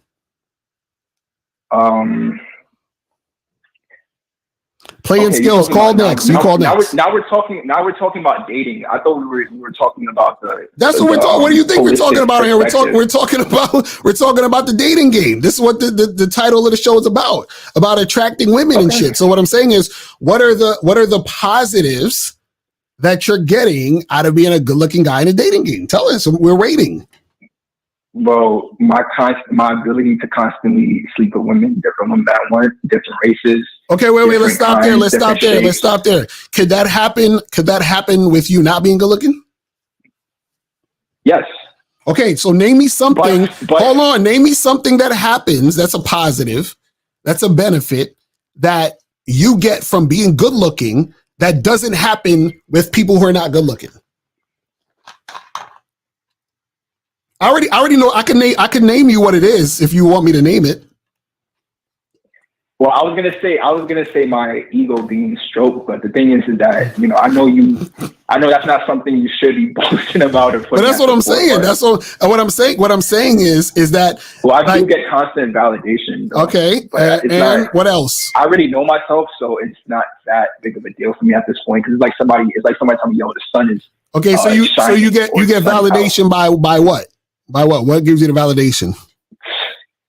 Constant texts, constant in person telling me I'm this, I'm that. Like it's all types. So just girls telling you. So just girls.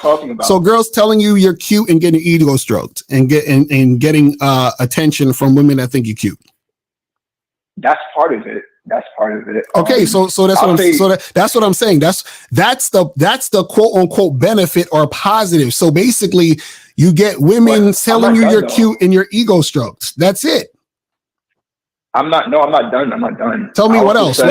Also, I would say more respect. How? Tell me. More respect. How? Tell me. Because they saying you a baddie in the chat, but go ahead.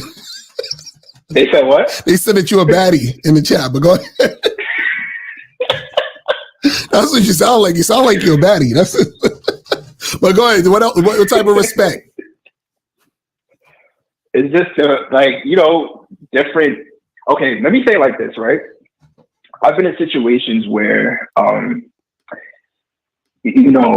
a guy, I'll be with a woman, right? Maybe we're walking somewhere or we're talking about something, and all of a sudden the topic will come up, and she would say something about I don't know how it will come up, but a situation will come up where she would start talking about some maybe celebrity dude or some other type of dude and whatever, and then when she expresses how she finds them unattractive, like the disrespect, you can hear the disrespect in the voice, and you could just feel that. Wait. She tells you what? So maybe she will find like a celebrity unattractive, or maybe even like a certain dude unattractive, and you could just tell that there's some level of disrespect there in the tone. So she's telling. So hold on, wait. She's telling you about dudes that she finds unattractive. Well, I mean, yeah, maybe there will be a conversation like that coming up. So you're having conversations with her about other dudes. That's a positive. See, you're trying to twist it. Listen, I'm saying what you're saying. You said a positive is a woman having conversations with you about other men who she find unattractive. What, like, is that a positive? Is that like a benefit? No. Remember, let's focus. We were talking about the fact that as an attractive guy, I know I'm getting more respect than an unattractive. So that's respect for you. A woman talking about other guys and how they look? No, a woman following my lead and doing as I say is what. Okay, this is what I'm saying. This is what I'm saying. No, this is what I'm saying. Again, what are things that you get as a good-looking guy that other guys can't get? A guy who's not good-looking, quote unquote, can still get respect and still get a woman following his lead. I'm saying what I'm essentially asking you is what are the things that you get that other guys don't get because you're good-looking? That's what I'm asking. So anything you say can't be something a guy who's not good-looking can get. Do you see what I mean? Yeah, I understand. I would say mostly the benefit would just be the volume of women I could deal with. I would say that the volume of women that you can deal with, the amount, the abundance I have. So those other guys don't have the same abundance? Not like you. How come?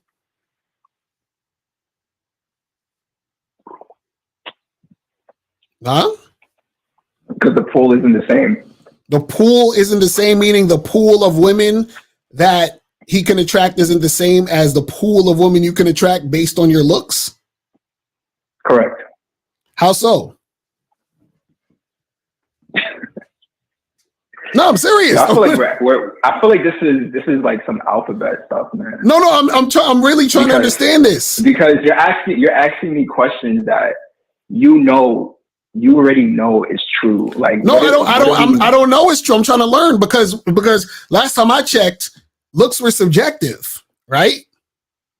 Because I just listen. I just said, because notice this. I just said I modeled for fucking Polo Jeans and all these other companies when I was younger.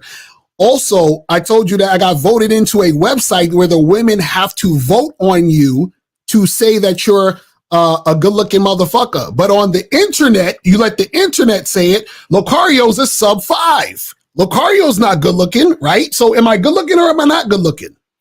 And if and then also look at it this way: if I've had sex with all these women and I dated thousands of women, I must be one of the best looking motherfuckers on earth then, because my pool of women is just so vast. I gotta be the best looking guy you ever seen. But then again, if I'm not the best looking guy you ever seen, then how the fuck am I getting all these women? You see that's called a double bind. No matter which way you go, you're fucked. You see what I'm saying? That's what I'm trying to tell you. You see what I mean? So if you say, well, Lucario, you're not good looking. Okay, then how the fuck did I get all these women? You see what I'm saying? But then if you say, oh, Lucario, you got all these women because of your looks, then now you're saying that I'm good looking. So which one is it? Am I good looking or am I not good looking? You see what I'm saying? You can't have it both ways. Do you believe that outside of dating, right? I know this is about dating. Don't get me wrong, but I just want to ask you a question. Do you believe that outside of dating, there's benefits to being attractive person, whether you're a male or a woman? I mean, a man or a woman. You said outside of dating, you say, are there benefits to being attractive? Right. Just going through life. Also. Yeah, there's certain things that because a person thinks you're attractive, they might be attracted to you and want to do certain things, give you certain things, interact with you in certain ways. Yeah, of course. Okay, cool. So that doesn't seep in because everything's connected, right? Yeah. So that doesn't seep into your dating life.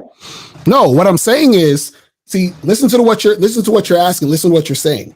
You're saying, does you being attractive affect certain other things, right? And does it seep into your dating life? It's the same thing. So what I'm saying is that any person who has two eyes, a nose, and a mouth in the same fucking place will be attractive to other people. So they can experience. So for example, let's say you got a job because the person interviewing you thought you were attractive, right? And then I got a job because the person that was interviewing me thought I was attractive. And then Joe Blast and got a job because they thought he was attractive. Unique 79 got a job. So whatever person was interviewing who thought we were attractive could have hired us because of that. But check this out. You got hired because they thought you was attractive. Right? The person who thought I was attractive that hired me could have interviewed you and think you were not attractive. You see what I'm saying? So what I'm saying is that objectively, what's going to happen is that the entire conversation about looks and attractiveness and physical attraction is extremely subjective. So anything you're saying can apply to damn near anybody. I think that's where me and you disagree. I think it's actually extremely objective, but there's some subjectivity. But how you can't have objectivity and some it's either objective or subjective. It's one of the two. You can't have both. You got to pick one. Okay. Yeah, I know. You said this to me before. I think it is subjective. However, I think that there is objective beauty standards. Let's put it that way. Like there's an objective. Let me give you an example. Okay, go ahead. Go ahead. Let's say a fashion sense, right? Like your ability to put clothes together. There are certain looks that are just more appealing on a wide scale to the human eye, right? This is science, so it's not even just. Does everyone agree? Does everyone agree? Not everyone agrees, but let me tell you this. No, stop. You're done. You're finished. You're finished. If everyone doesn't agree, it's subjective. If everyone doesn't agree, it's subjective. Cool. Let me tell you this, though. Let's say you lined up 50 people, right? Uh-huh. And these people are like, they're not of the same background. You didn't put together all kinds of people. Uh-huh. Talking short, tall, bald, skinny, Indian, black, white, all different races, different backgrounds. Uh-huh. Right? And you put them all in one room and then you show them two different people, right? Mm-hmm. And they judge who is more attractive from their perspective, right? Mm-hmm. Now, of course, it is subjective because there's gonna be different opinions. But at the end of the day, let's say, for example, they look at these two people and they say that this person right here on the left, which is the first person, is more attractive. And out of the 50 people, 44 out of them said the person on the left was attractive. What magnitude does that hold? What's the strength in that right there? It's subjective. Does that mean anything? No, it means it's subjective. But the fact that 44 out of 50 people said that the person on the left was more attractive. What does that mean? That means that out of those 50 people, 44 thought they were attractive. That's all it means. So now hold on. Now let's take 100 more people and put them in that room. And let's say 95 said the other person was more attractive. Now what? Nah. Now what? That is what I'm saying. Like, this is what I'm saying. What are you talking about? See, that's why, and this is why a lot of you guys this is why I quote unquote speak negative about the looks, because you guys believe in this nonsense of, oh, well, looks are objective and everyone's going to like this person. And because this person looks this way, this means this is going to happen. That's not how the real world works, man. That's what I keep trying to tell y'all. You see what I'm saying? And so when you think that way, you're fucking up your entire situation. Okay, hold up. I understand. I get that, right? I get it. You're not supposed to. You shouldn't think like that. My thing is this, right? Let's say I'm wearing a suit, right? And we're in 2024.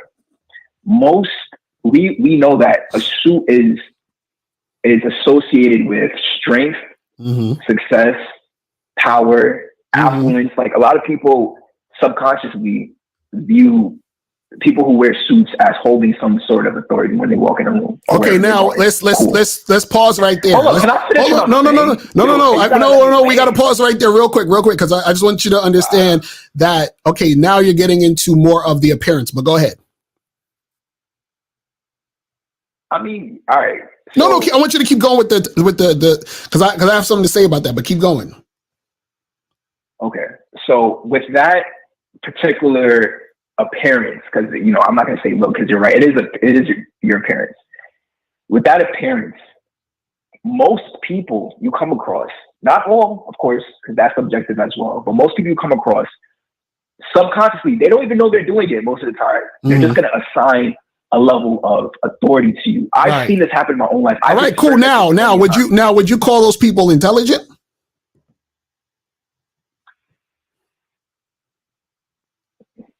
What does that? No, I'm asking. Okay, so let me say this another way. Okay, so now, would you consider me someone who has game? Yes. Okay. Would you consider Kevin Samuels as someone who has more game than me?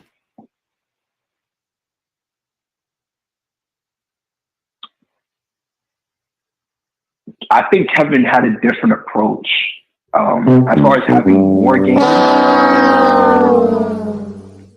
But Kevin Samuels is the one wearing the suit, though, right? Right, but that doesn't. So now, if a person is stupid, what they're going to say is, well, the guy who wears the suit must know more than the guy wearing the fucking bad boy membership shirt. You feel what I'm saying? Let me tell you why. Cool. Let me tell you why that don't mean nothing. And let me tell you why. Because at the end of the day, the masses are stupid. So why not play to that? You could be the intelligent one. Okay, you could be an intelligent person. And okay, people are going to look at me this way if I wear a suit. Wouldn't it be intelligent to now wear the suit and be able to have people look at you that way? No, what would be intelligent?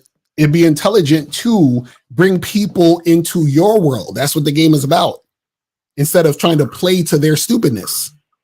You see what I'm saying? So this is what I'm trying to get you to understand. See, again, all the things that you're talking about with looks and all this other stuff is because you've played into what society has conditioned you to believe. You've been indoctrinated. And listen, it's not your fault. This is all of us.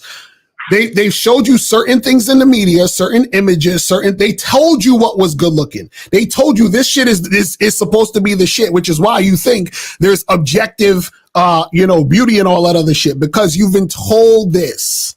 Do you see what I'm saying? What I'm trying to get you down is to the bare bones, because when you're in a situation where you're at a bar or a club or a party or whatever, and it's you talking to that one girl, none of what society is saying, none of all the shit you heard on the radio and the internet, that's not going to matter when it's you and that woman interacting with each other.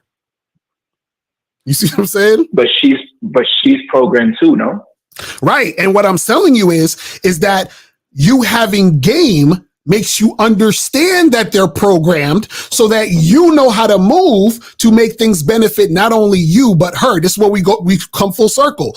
You were talking about, well, shouldn't the guy, if he knows she's intimidated, why don't he just be like, fuck her? Now you can be like, fuck that bitch. I don't got to do nothing. But what happens is that because she's intimidated, her being intimidated doesn't mean she doesn't like you. That actually means she does like you, but there's fear there. So what happens is if you're interested in her, right? You as a smart guy who has game, you know how to circumvent that. So not only do you get what you want, she gets what you want. Everybody wins. That's having game. You see what I'm saying? So this is what I'm saying, where a lot of guys who are surface level, they think, well, all I got to do is look good. And then when certain things occur that they're not aware of, right? Then they're going to feel some type of way. In fact, it's actually more dangerous for you to be a good looking guy trying to coast on your looks and not understand why you're not getting what you want, because that's going to make you even more insecure. Because the more that you're concerned about your looks, right, the more insecure you usually are, because you're so concerned with how you're looking all the time. So you're always at the top of your mind thinking, this power that I have is just in how I look. So I have to make sure I look a certain way. So if I'm trying to get women and they're not fucking with me, then it must be because of my looks. So what else can well, maybe I got to get plastic surgery. Maybe I got to do this. Maybe I got to do that. So now you're running on this fucking wheel trying to chase this look to get acceptance. That's what I'm saying. I hear you, man. Listen, you have a way of expressing it that it's called game, brother. That's what I try to teach you. It's called having game. It makes you think different. It makes you see different. It makes you see what's really going on. That's all I'm saying. You know what I'm saying? Like, so what I'm saying is you don't have to be subject to the world. You understand? Because you're able to make things happen how you want it to happen. That's all I'm saying. Okay. All right. So yeah, my last thing is this, because we've been talking for a minute. My last thing is this. I feel you. Go ahead. I just want to confirm. So you're saying, so back to the suit thing, right? You're saying that it's not, isn't it wise to play to that perspective that people have, though? Or you're saying that's not wise? No, it's not. No, it's not wise at all. But hold up. Let me finish. You say that it's important that a handsome guy knows how women will perceive him, so that he can maneuver the way he needs to maneuver to get what he wants, right? So isn't that also similar to a guy as far as his appearance, knowing, okay, people perceive this type of aesthetic they associate it with these qualities. So why not, since I want to be put into that, I want to be perceived like that so I can push my own agenda, wouldn't it be wise to now, like, create yourself into that type of person who, that's your style? No, this is the difference. If I wear a suit, right, because I'm trying to get people to think I'm a certain way, right, that's where I'm fucking up. Versus I'm wearing a suit because I feel like wearing a suit, and then I know how people perceive me from that. And then what I do is that I move in a way to make things happen. So it's two different things. One is I'm trying to use this to get something. And the other is I am just being me. And I understand how being me impacts others. You see what I'm saying? That's two different things. Okay, so you're saying that's superior. That's superior, just being you. Yes, right. Because if I say, hey, let me put on a suit so that people could think I'm smart, that's when I'm fucking up, because now I'm doing it to try. I'm manipulating. I'm trying to have this agenda. Versus I just put on the suit because I like to wear a suit and I think I look good in the suit, and I'm going to an event or whatever it is like that. And because I have the suit, I start to notice, oh, people are coming at me or treating me a certain way because of how I'm looking, right? Then I can do what I got to do in order to make something happen in that situation. That's a totally different thing. You see what I'm saying? Okay, I hear it. All right, brother. I'll be tuned in, man. Yes, sir. Appreciate the call, man. All right. For sure. All right. So let me get that going. Hold on. I think we got 217. Call back. 217. Call back. Is this 217? 217? Yeah, I'm here. Yes, sir. What's going on? Yes, sir. What's going on? Who's this? This is Ray. I donated $5.55. Appreciate it. 402. Put yourself on mute just for a second. We have to take 217. So appreciate the donation, caller. So what's going on with you, man? I was called in. First of all, man, I'm a big fan. I've been listening to you for some years now. But I called in to chime in on the race thing that you was talking about yesterday. Okay, yeah. So what's going on? Well, you was talking about, you had mentioned Dr. Umar about how he was like, he was on some different shit. Oh shit, my bad. My bad. That shit came in late. My bad. But go ahead. What you say? Oh, it's all good. Yeah, it's all good, man. But you was mentioning how he was on the shit that he was on was different, because. Oh, now, what did you What did you say about him? About Dr. Umar?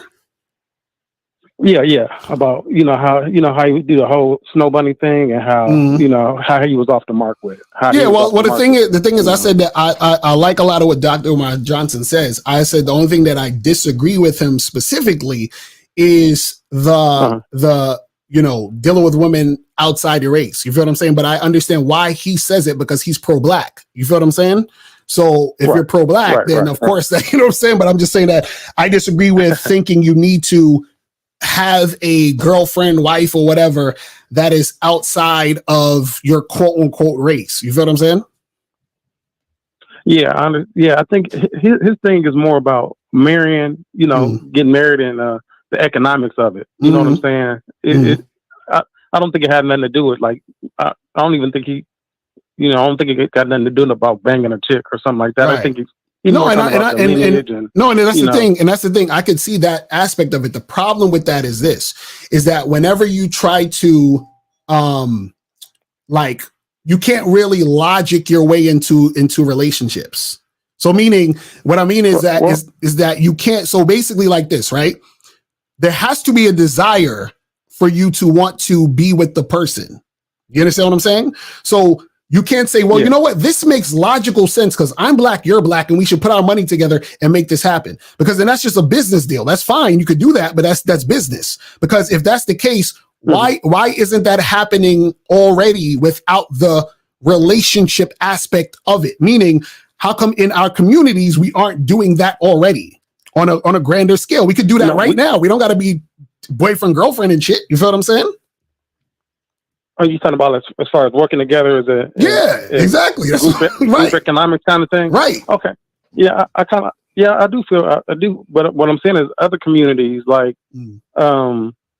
other communities, they do that. They do make sure that, hey, you excommunicated from the family if you come on with this black man. So I disagree that it is who you in a relationship with. It is the way you're saying it, like, hey, if I'm working with this white woman, I can't help myself from falling in love with her. So no, I'm not talking about falling in love. I'm talking about I'm saying, do you have relationships for you or for other people? I have relationships for me and my community. Right, but who comes first? You or the community?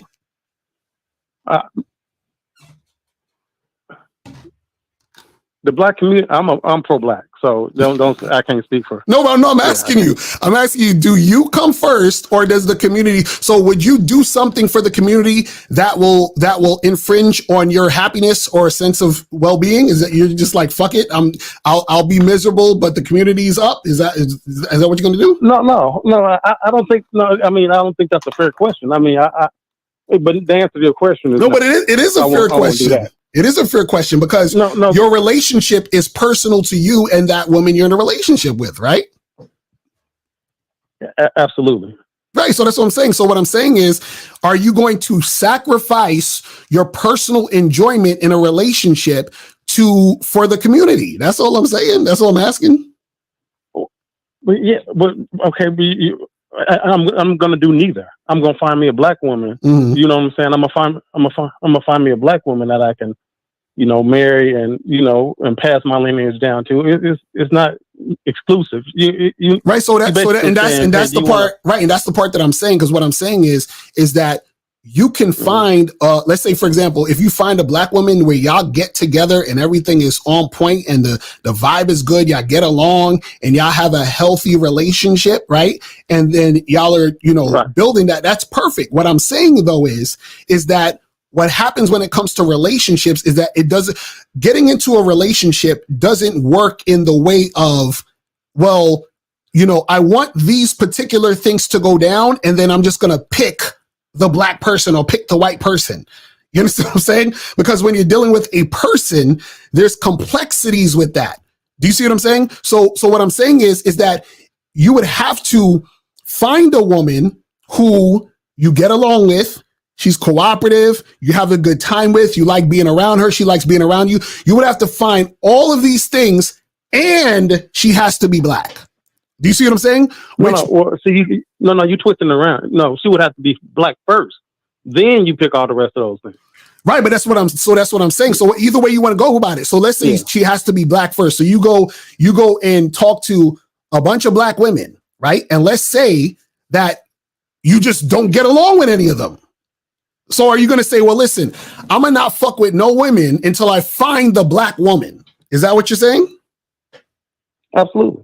Okay, and that's fine. That's your prerogative. But this is what I'm saying. What I'm saying is that when you do it that way, all you're doing is making it harder on yourself. That's all I'm saying. It's more. So basically, it's like this. You're niching down your situation, and this is the funny part.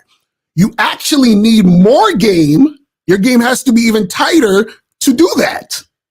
And most motherfuckers they don't have tight games. So it's like, how are you going to even get to that point? I agree with you on that. But what I'm saying is that, would you agree that other communities, Jewish communities, other communities that are doing better than our communities, would you agree that they're doing that? They're doing what? That they're niching it down where, so you're saying that they're marrying or getting with the people from their same race and culture? Absolutely. Yeah, well, black people are doing that too. Like most black men who are married to black women. Mm-hmm. Yeah. Right. So that's what I'm saying. So would it matter that, what is it, like 5-6% of black guys who aren't married to white to black women gonna make a difference if we're talking about the community? If the larger percentage of the community are married to black men married to black women, wouldn't that be enough?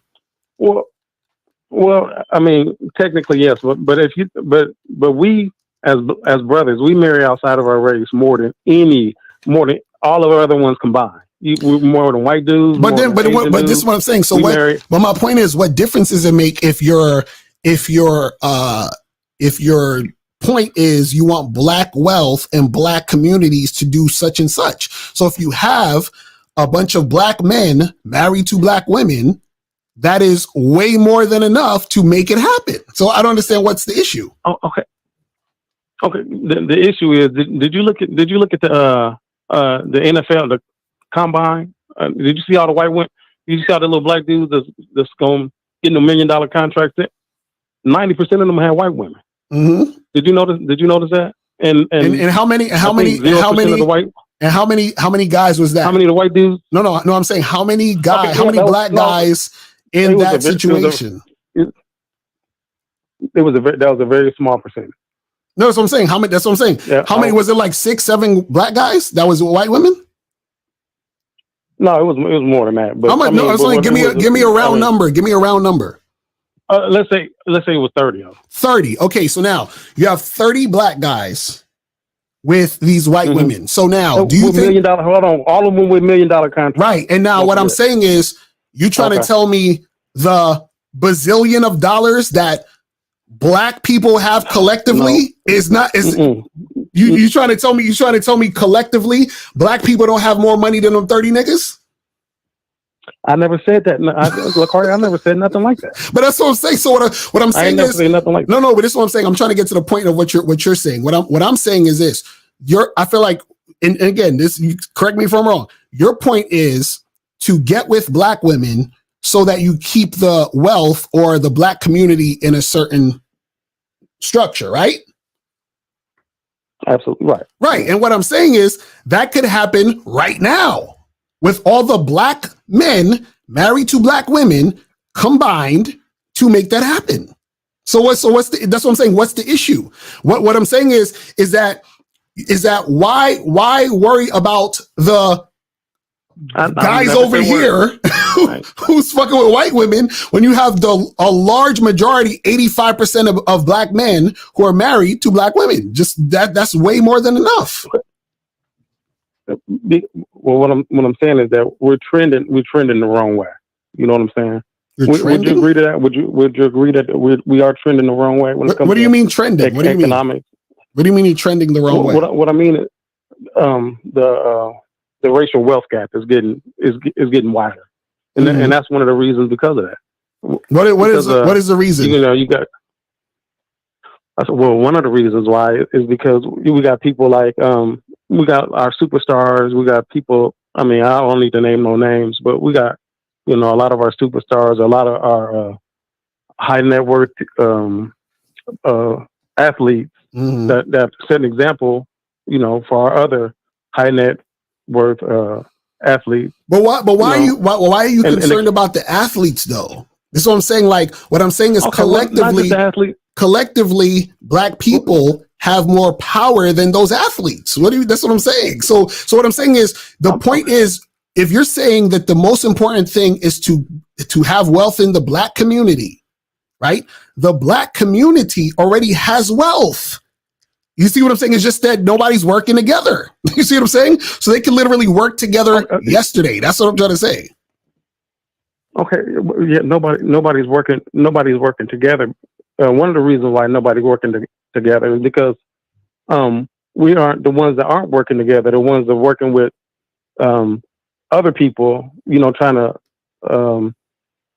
They're not being shamed. They're not being castrated. I mean, cast off like other communities do. Like I'm gonna give you an example. When let's say Britney. Now I don't know. One of them, Britney Spears, or one of them, Jessica Alba, or somebody like that. Now, if they were to marry a black man, do you think their family and do you think their community would accept that, or do you think they would be cast off? Okay, so let's say they get cast. Okay. Let's say they got cast off. What is that? Okay. What does that have to do with the point of their community wanting to keep wealth in their situation? Well, if they got cast off, that would set an example. Like, hey, when the next person see that, they'll say, hey, I love my family and I love my community. So you think that if black people were like, hey, we're not going to talk to or deal with any black people dating white women, any black men dating white women, you think that's going to stop black men from dating white women? I don't know. I think it wouldn't stop them from dating, but it might stop their cousins. It might stop. Why? What's the incentive? Why would they stop? Okay, because Lucario, if your mom, if your mom and your whole community shunned you, and you wouldn't accept it back in your community, and would your little brother do the same thing? Would your little brother do the same thing you did? Yeah, he don't give a shit. He's a man. He does whatever he wants. This is what I'm saying. Okay. This is what I'm saying. See, you're talking on the other side of the argument. Again, you said this is your main point. Your main point was fucking with these other people is fucking up the money, the wealth, and the community. What I'm saying is the money, the wealth is already in the community. That's what I'm trying to say. So what I'm saying is the 5% of niggas that's fucking with other motherfuckers is not stopping what black people can do right now. I agree with you. That's all I'm saying. But, okay, do you agree that other communities they work hard to keep their wealth in their community? Would you agree to that, Carter? Yes. Or you don't know? Yes, I agree. And check this out. They do that because they're not worried about so-and-so over there fucking with so-and-so. Do you see what I'm saying? Like they just do what they got to do. You think let's say an Asian person who lives in this Asian community gives a fuck about so-and-so dating a black guy or some other dude when they have this whole network of shit going on? Like the other day, me and April was in freaking Chinatown in Brooklyn. You understand what I'm saying? It almost seemed like we was in another country. Those motherfuckers don't give a shit about some random Asian girl dating a nigga. You're absolutely right. Now, let's say you went in there and you dated one of them Asian chicks. You think they would give a fuck about that? No. Listen, they don't give a shit. This is what I'm trying to tell. What I'm trying to tell you is the structure is already there because there's already a mass of people doing it already. That's what I'm trying to say. So you're looking at the little fucking things, bro. No. What I'm saying, Lucario, is that the structure is already there, and they got safeguards to keep the structure there. We don't have. Okay, so why? Why don't we? So you're saying we don't because a few niggas is fucking Becky? No. Are you asking me? Are you asking me how come we don't have no safeguard? How come we don't have no safeguards? Yeah. For keeping. Well, it's a long history of reasons why we as black people don't stick together. What? Yeah. Are you? Okay. So this is what I'm saying. What I'm saying is that's what I call it. This is what I'm saying. What I'm saying is that why don't black people do it? That's what I'm trying to say.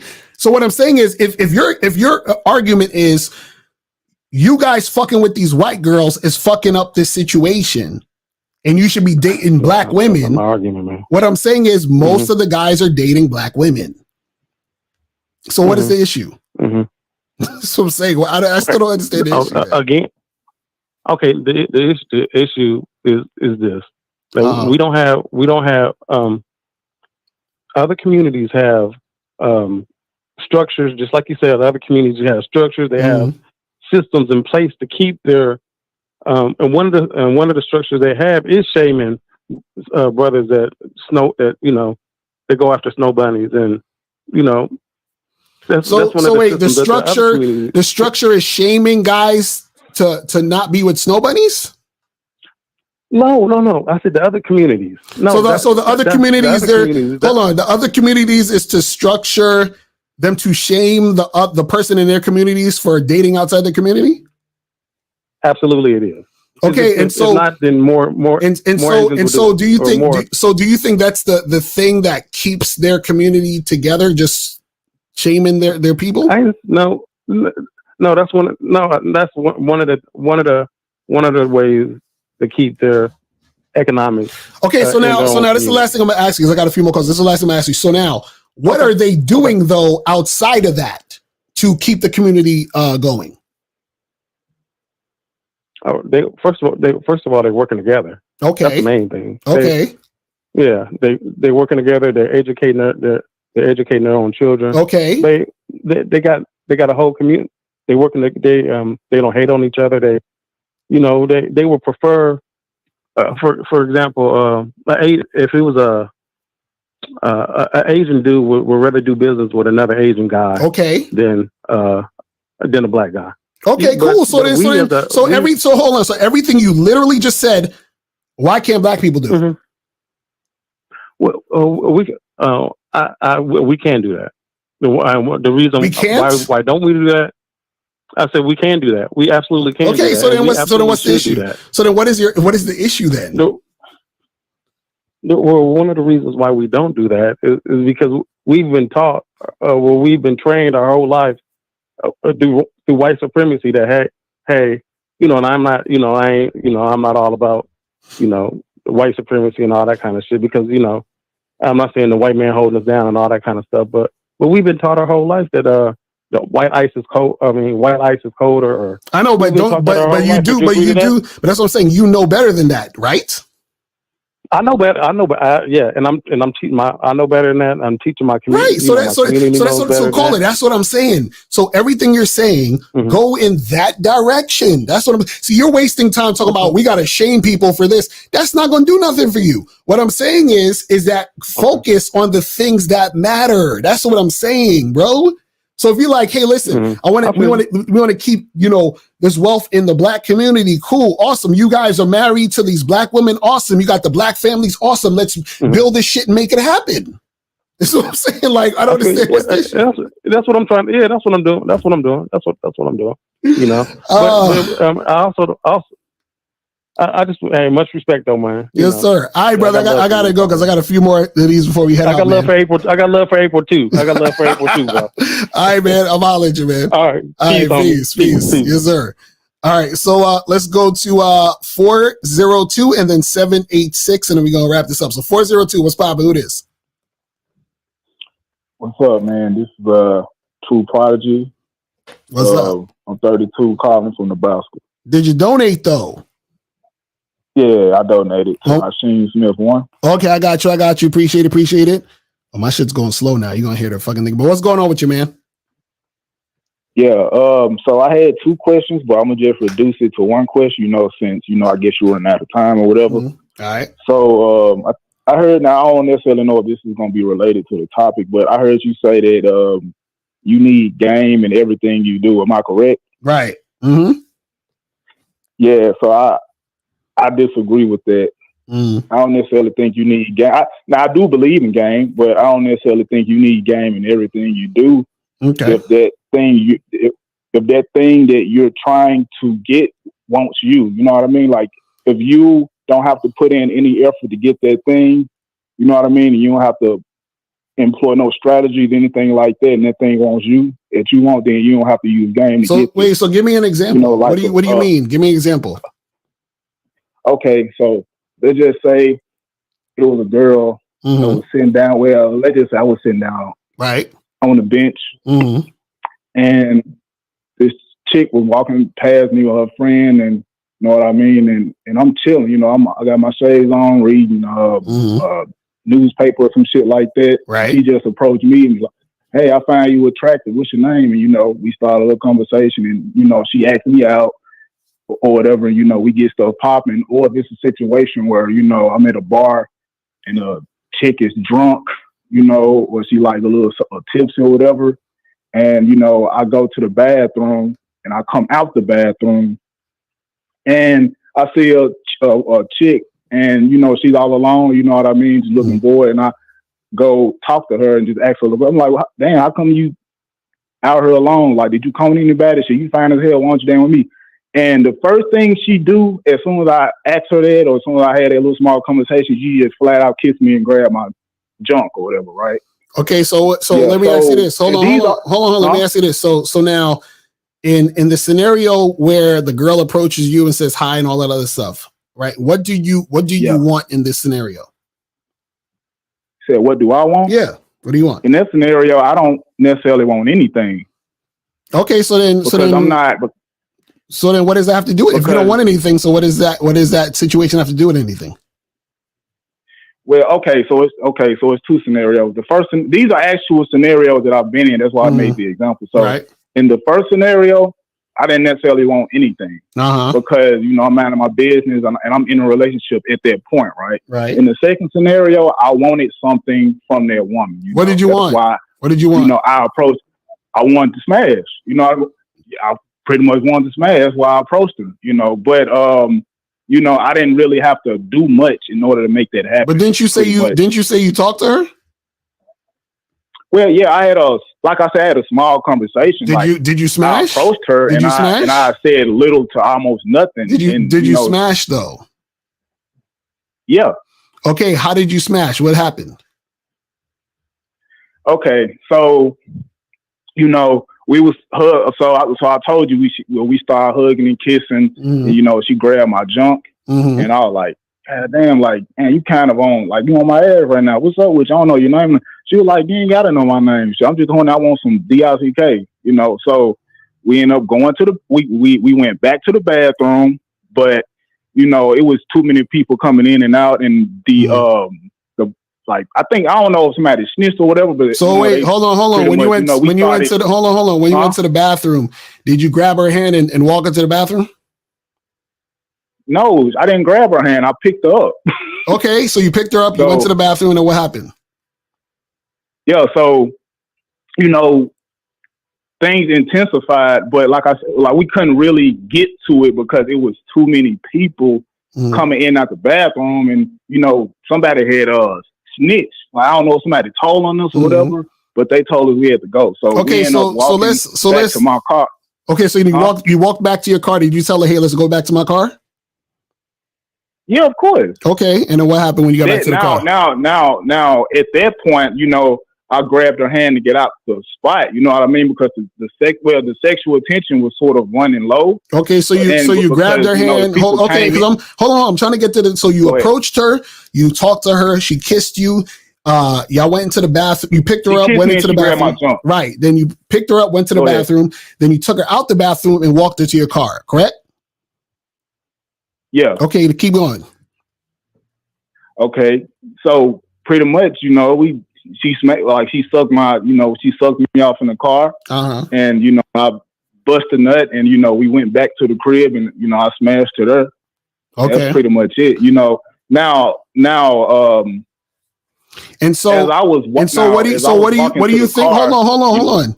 So now, what do you think all that's called? Huh? What do you think everything you just described is called? You would say it's called game? Yes. Yes, motherfucker. But this is the point I'm trying to make though. Like, she was ready to get it in like right then and there. You know what I mean? Like, I didn't have to. Like, I could have smashed her on the floor. Bro, it's not. That's what I'm saying. I didn't even caller. That's what I'm saying. The game is not about women. What I'm telling you is that you created situations for things to happen. You understand what I'm saying? But I wasn't necessarily. Go ahead. So what I'm saying is, you wanted to fuck the girl, correct? Yeah. Okay, and you made moves, took action for the fucking to happen, right? Yeah. That's game. That's what I'm saying. Like, y'all try to make this shit all complicated. I mean, I didn't have to my thing is this. I understand what you're saying, but it's like, I think the only time game applies is when you're trying to get something. Like, it was a situation where she wanted me. I didn't necessarily have to do anything. No, but you said you wanted to smash, right? Yeah. And you made moves to create fucking happen. Caller. In the second situation, I did. Caller, what I'm saying is, you wanted something to happen. You created a situation for it to happen. That's game. It's that simple. Mm-hmm. That's all we're saying. Like, that's what I'm trying to tell you. It's you basically say, well, you don't need game, but you just told me a whole story where you applied the game and made it happen. Okay, let me give another example, right? So let's just say I wanted to get an interview from Jay-Z or like Kanye West, right? Right. Now, in that situation, I would have to use game and just to get their attention, right? And then once I get their attention, I have to persuade them or run my game on them, talk to them, or whatever I need to do in order to make the interview happen, right? Now, they don't necessarily need to use game in that situation because I'm trying to get at them. I'm trying to make something happen with them. They don't know me. They don't know who I am. You know what I mean? Like, I'm a nobody to them. So that's like the example I'm trying to make. So you're saying that because you're coming up to Jay-Z or whoever, they don't need game because you're coming up to them? Well, yeah, I'm trying to make something happen with them. Mm-hmm. Pretty much, like I like, right? But the thing is, caller, they're in the winning seat. I'm not. Caller, you're not listening. The thing is, Jay-Z would need to ask himself, what does he want? You understand? Then based off of what he says he wants, then he would have to make a move to get what he wants. So you approaching him don't matter. You understand what I'm saying? Because he still has to ask himself, do I want this situation? Or what do I want in this situation? Do I even want this situation? So based on what he's asking himself and the answers he gives himself is going to tell him how to move. Whether you come to him or not doesn't matter. That's what I'm trying to tell you. So what I'm saying is, if that same, remember the first example you said, but you said you had a relationship or whatever. Let's say you were single and shit, right? And the girl's coming up to you and you saying, she's like, hey, you look so cute or whatever the fuck it is, right? And then you're thinking, oh, I want to fuck this bitch, right? But she's thinking, I want to get this nigga's money. So you're thinking you about to fuck because she approached you, but you still have to apply the game to see if this chick is going to be on the same page with you to fuck. Do you see what I'm saying? So just because she approached you, that don't mean shit. I mean, I could understand that, like you have to use game to vet her. But if it's a situation where she's the aggressor, she's literally like ready to fuck literally in front of everybody, then caller. Okay, perfect. So how do you know she wants to fuck? By her action. No. What she's doing. What do you need to do to know if she wants to? Because she could tell you she want to fuck, and then when it comes down to it, she acting, stupid and change it, acting like an attention whore or whatever. So what I'm saying is, what do you do to know that she wants to fuck for real? Well, I have to, keep. I don't want to necessarily say pressure on her, but I have to constantly like vet her to see, if she's really about it. I have to, tell her to do this. You have to have game. Yes, that's what I'm saying, Caller. You have to have game. This is what I'm trying to say. So what I'm saying is that a woman could approach you and it seems like she wants to fuck you, but she might be saying, "Oh, this is another sucker that I could get to buy me some drinks or whatever the fuck." You think she wants to fuck you. Now you have to have a conversation and an interaction with her to test her to see if she's going to respond to you wanting to fuck. That test that you're doing is game. That's what I'm saying. That's how you got to use the game to see if the woman actually wants to fuck you. I mean, yeah, but if she's like inebriated, enough, then you don't necessarily have to use a lot of game. So, see, and caller, that's why. Caller. That's why you need game. The fact that you would even say that is why you need game. You feel what I'm saying? Well, she was, but hold on, wait a minute. She was, but I didn't necessarily. Wait, who was? Who was? About her drinks or anything. Wait, who was? Who was? The second chick. So the second chick was drunk and you fucked her?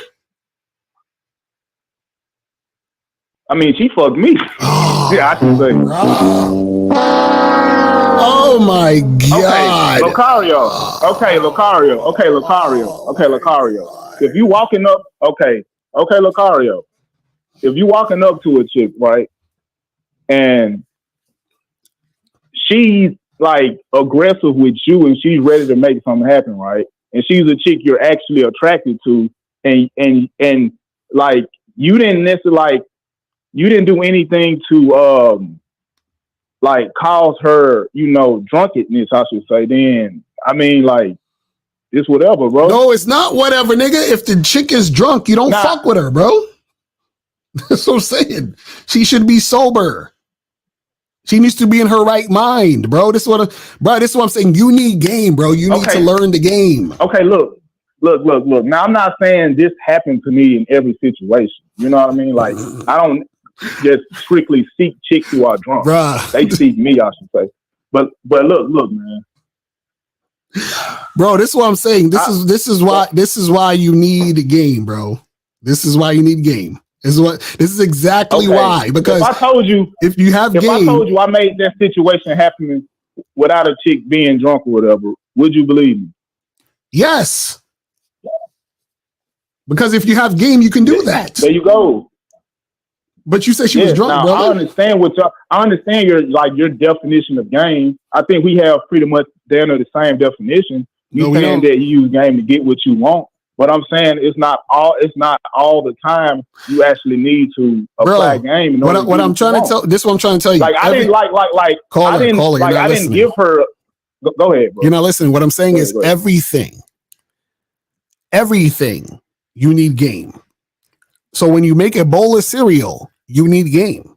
You see what I'm saying? Meaning game is what it is having game is having a strategy to get something done. You understand? So what I'm saying to you is that go ahead. Is it having a strategy to get what you want or having a strategy to get something done? Yeah, having a strategy to get something done so that you can get what you want. Yes. Okay, I guess that's the same thing. Go ahead.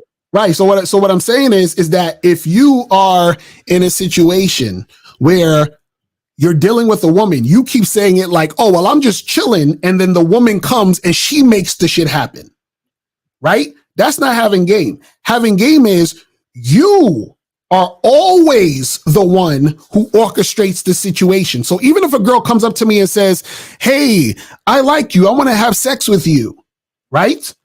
I still have to tell her what to do. I still have to test out the situation. I still have to see if she's cooperative in doing it my way. But there's always going to be the exception. No, there's no exception. Like I was trying to say earlier, I didn't get the chick drunk. Like I don't know who got her drunk. I wasn't buying her drink. Like, it wasn't my intention. You know what I mean?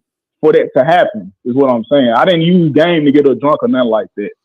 No, I know, but this is what I'm saying. This is what I'm saying. When you have game, you know, or you should know, that you shouldn't have sex with women when they're drunk, caller, because you could have sex with a drunk woman, right? And understand this, she is not in her right mind to really consent.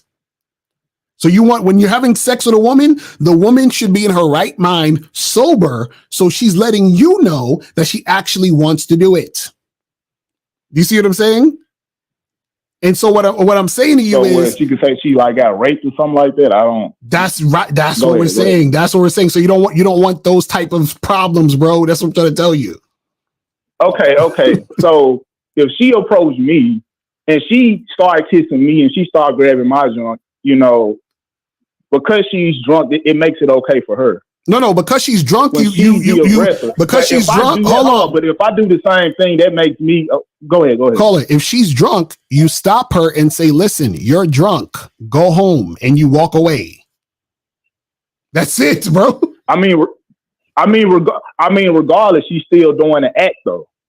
Like, if I was drunk and I did that to a chick, if she back off and tell me to stop, I still can get in trouble for that, regardless. If I just grab her and start kissing on her and start grabbing her crotch or whatever, it's the same situation. But we all know, like, women, like, when it comes to sex and stuff, like women, I guess, have the power when it comes to that. Like, society is more lenient. Caller, this is why you need game, because you're focusing on the woman and not yourself. Stop focusing on the woman. I'm focused on what I like on myself. You know, like, I'm getting what I want. So that's why I said, like, your definition and my definition aligns up. I guess it's just subtle differences, but it's pretty much the same thing. Man, I don't know what else to tell you, man. Listen, you definitely need some coaching.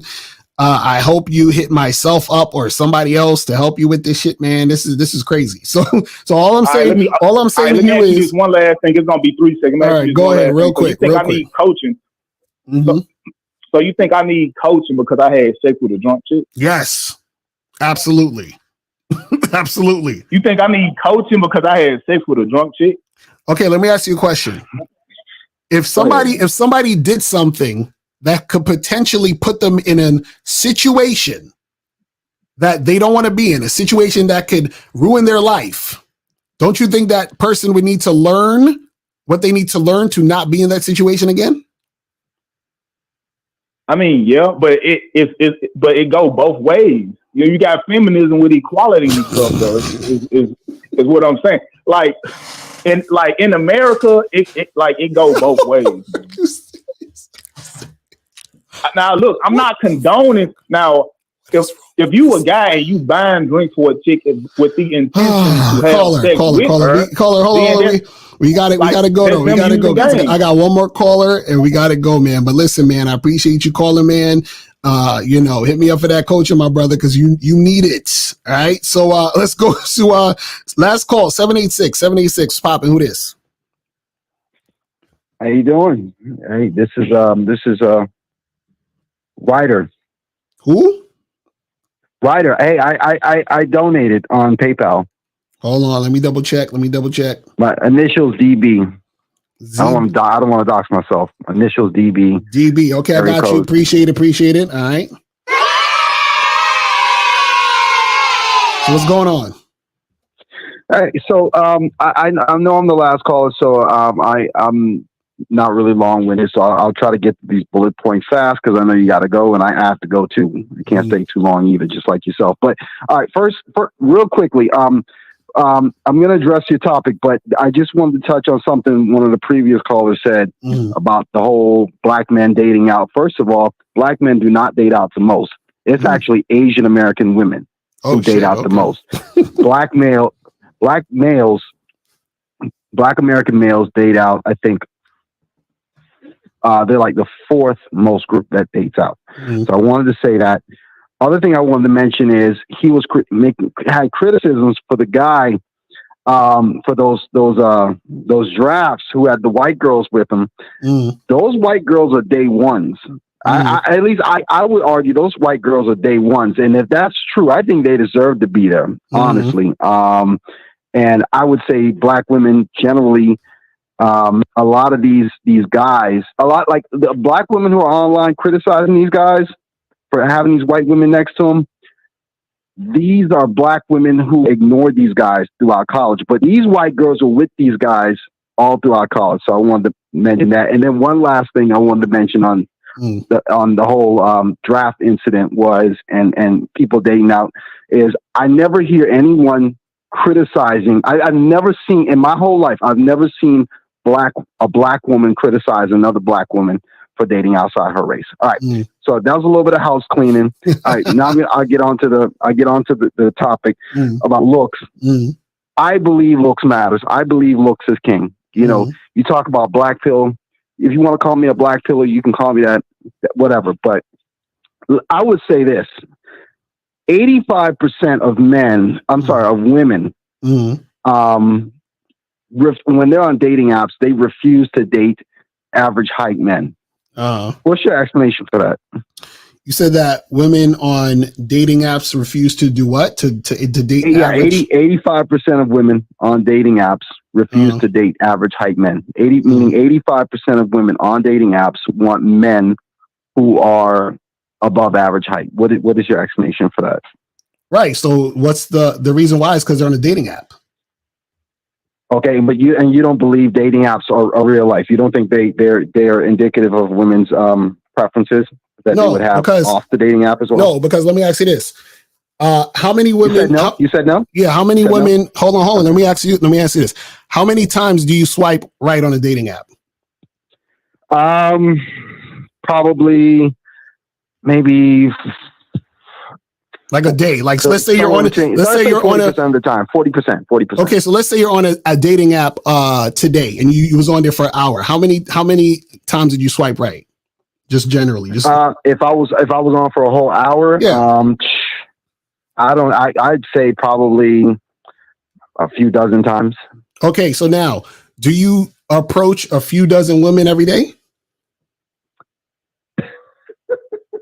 No, I don't. And logistically, I can't approach. Why not? Why you can't approach a few dozen women every day? Because I can literally swipe. I can make a split second decision to swipe right on a woman. So what you're saying is, I cannot make splits. I cannot approach women within the same fraction amount of time. So what you're saying is that your activity on the dating app does not necessarily reflect your activity outside the dating app. From a logistic standpoint, yes, that's what I'm saying. So then there goes your answer. There goes your answer. That's what I'm trying to tell you. No, that's not the answer, because we're talking about preferences. I'm saying women's preferences online are reflective of their preferences when they're off of it. So then how come yours aren't reflective also? How come theirs are, but yours aren't? No, I disagree. I would say my preferences on a dating app are the same as they would be. But this is what I'm saying. You swiped right, but you're not approaching the same types of amount of women. So what are you talking about? Okay. All right. Okay. All right. Okay. You made your point. Well, I guess we'll agree to disagree on that. Well, if you're okay, can I bring up the next talking point? Go ahead. Okay. So what is your explanation for the fact that the average American male height has gone up by by a couple inches? I think 2 inches in the past 100 years. What's your explanation for that? You said the average American height has gone up? Average American male height. I don't know. I have no idea why the average American male's height went up. I have no idea. Because women are picking for looks. Looks is a huge part of what's driving their dating decisions. They like taller men. No. You asked caller. You asked, do I know why men's height has gone up? Men's height does not go up because women are picking tall guys. I'm saying because basically what you're saying is the question you asked me, I'm like, I don't know biologically why men have become taller. No, I'm telling you why. So wait, so men have become taller because women are picking tall men? Taller men. So wait, because women are picking tall men have become taller? Of course, if you're having babies if women have a preference for taller men, of course they're going to have taller offspring than previous generations. So then, where is the short people coming from? Where short people coming from? well, hold on. I'm not saying every single woman is. I'm not saying every single woman. I'm not saying. Okay, there's a couple of answers for that. I'm not saying every single woman that exists in America is having a baby by a tall man, but that doesn't necessarily mean they don't have a preference for a tall man. But for one reason or another, she might have a baby by a man who's average height or below average height. Here's the other thing you have to factor. Okay, so then what's your argument? And I heard you make this point before. You asked, and this ties into answering your question. You asked the question previously. If there's such a thing as lookism, and if the black pill is true, then where do ugly people come from? Which I could also say you could also ask where short people coming from. That's because the mother is still reproducing. The mother is still unattractive. The mother is short, so she still passes her genetics down. That's the way I would answer that question. So basically, what you're saying is that only good-looking guys are fucking, and they're just fucking a bunch of ugly women? Not at all, but they're fucking a lot more. A whole lot more. So if they're fucking, why don't they fuck the hot girls? If they're fucking, why would they fuck? Why would they fuck the hot girls? Is that what you said? No, I'm saying why don't they fuck the hot? Why are they fucking the ugly girls then? Easy pussy. But if it's all about looks, then shouldn't all pussy be easy? Well, no, not necessarily. No, obviously, the more physically attractive and more higher value the woman is, then the harder it's going to be for the man to sleep with her. I mean, it's not, guys. I would say this: a man who is 7 out of 10 in looks is going to have a hard time sleeping and dating women who are 7 out of 10 in looks because of women's hypergamous nature. So that woman who's a 7, she doesn't want to date a guy who's a 7. She's going for guys who are 9s and 10s. That guy who's a 7, he's more likely to wind up with a woman who's a 4 or a 5. As far as having sex with. Is today my birthday or something? Because I appreciate all you guys calling in with this nonsense. Because y'all know I love this. And somebody put y'all up to this, didn't they? Y'all know I love this shit. Why are you doing this, man? You know I love this fucking shit. But caller, come on, man. Are you serious? Come on, man. Okay. Let me. I'm almost done. I just want to get through three more talking points real fast. So the next talking point was there's a dating consultant, and I can pull the receipts on this. And listen, I know you got many of you call you a portion of the audience is black, a decent portion or whatever. And this is black. I've heard from several black women.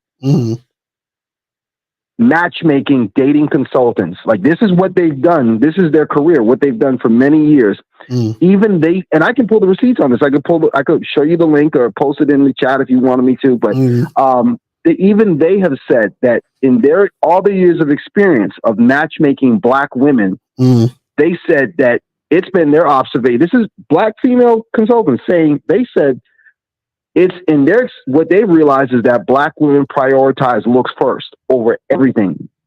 And they said, if this black woman cannot see herself wanting to have sex with this man from a visual standpoint, they're not interested in dating them. So what's your response to that? So my response would be, when women say things, is everything they're saying actually how they are? Is everything they're saying? Well, yeah, because women also say they want nice guys, right? Women say they want nice guys, right? Yeah, correct. Right, and who do they fuck with? The bad boys. Bad boy. Exactly. So that's what I'm saying. So why are you taking into account what the hell these women are saying? But you see, what I would say to that is, you have to, and I got one more talking point after that, and I'll let you hang up the phone on me if you want. But what I would say to that is, when a woman says something, you have to observe it's like someone said to me, they said, don't pay attention. Don't watch what women say. Pay attention to who they're fucking, right? Maybe, I don't know if I got that from you or from who I got that from, but I would say you have to look at what they say and match it up with their behavior. I mean that, and so when a woman says, so when this matchmaking consultant says, the black women, or that we matchmake, it's clear that they care most about looks. Well, based on observations and data that I've looked at, that those match up. So I would say, in that instance, they're telling the truth. Yeah. Okay. That's what I would say. So what's your point? What's your point? My point is that we have credible people working in the field, women who are women themselves, working in the field, saying, like women, and in this case, it was black women, black women consultants who are matchmakers for black female clients, and these consultants are saying, these women they care most about looks. That's let me ask you a question. Let me ask you a stupid question. Do you think that women who have to go to a matchmaker have enough game to attract men?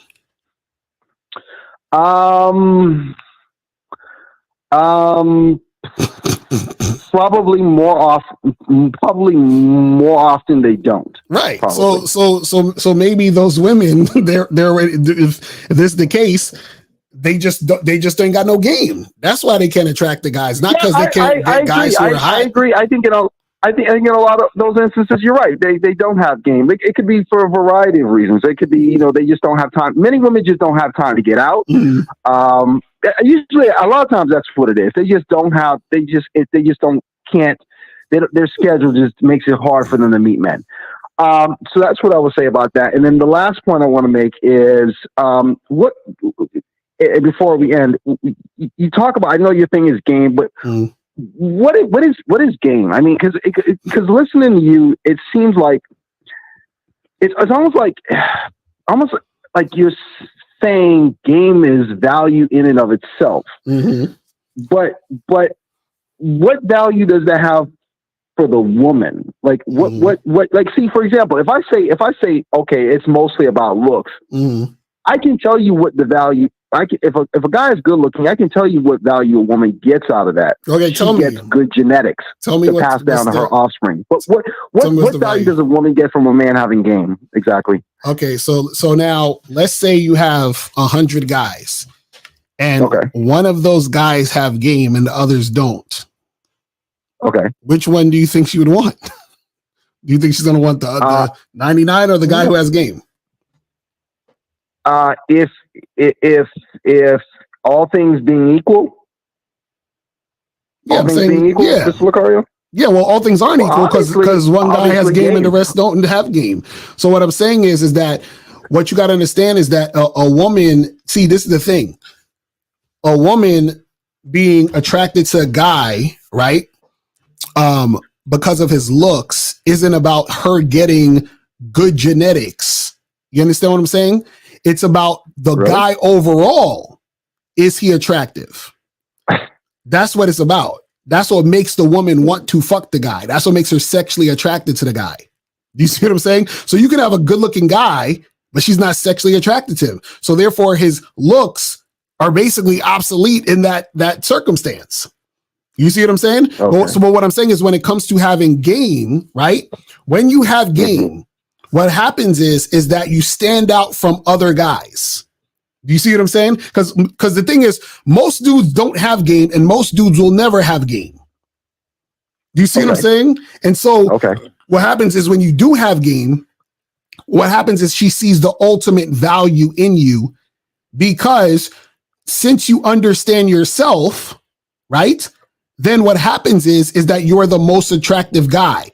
So for example, you ever notice when guys get married or you see a guy in a long-term relationship and all this other shit, you always hear stories of guys being in sexless marriages, the woman disrespecting them, not being attracted to them. You always hear these stories. Now, the reason why you usually hear these stories is because when a woman, in a lot of cases, when she first got with a guy, that was the most attractive he was. And as soon as he got with her, what he did was he disregarded himself, which in turn makes him less attractive. He started doing things for the woman. He started being about her instead of being about himself. You see what I'm saying? So a guy who has game, what he is, he's being about himself and he takes the woman into his structure. A guy who doesn't have game, he's being about the woman and he has no structure. Do you see what I'm saying? And so what I'm saying is you looking a certain way, right, is not the thing that makes you the most attractive, because you looking a certain way has nothing to do with who you are. Do you see what I'm saying? Sure. Well, then I know I said that was going to be my last question, but I did want to say. All right, one more. Go ahead. What? So then, what is your explanation for why the incel rate is skyrocketing?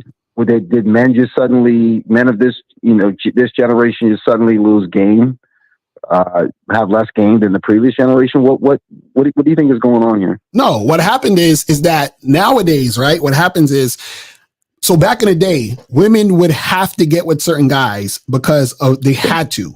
They like, I have to get with this guy to survive. I need him for his money and resources and all this other shit. Now that women have money and resources on their own, meaning they got their own job, they can, make money on their own. They don't need to be with a man for money or resources. So because they don't need to be with a man for money or resources, they pick guys who they're actually attracted to. Do you see what I'm saying? So now, because they pick guys who they're actually attracted to, you're going to have more quote unquote incels, because those are the guys who don't have game, who they don't need to even bother. Those guys are like invisible to them. You see what I'm saying? Well, hey, you know what, Mr. Yeah, that makes sense. I see what you're saying. Well, it makes sense regarding the talking point you made about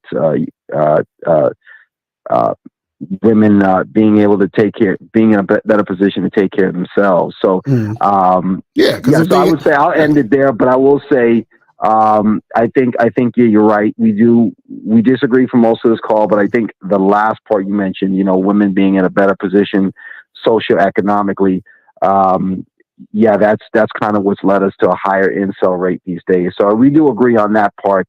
But thank you for taking my call. Yes, sir. Appreciate the call, my brother. All right, people. That's pretty much it. About to wrap this shit up. Hold on. Let me close this part. All right. So yeah, man, we had a long show today. It's almost 3 hours. So guys, make sure that you guys go to badboymembership.com. Make sure you guys go to masculineidentitymembership.com. Make sure you guys check out all those joints. Make sure you check all those joints out. And yeah, man. Appreciate everybody tuning in. And I will holler at y'all later. All right. And remember, guys, the truth is inside you. Peace. I'm gone. I'm out.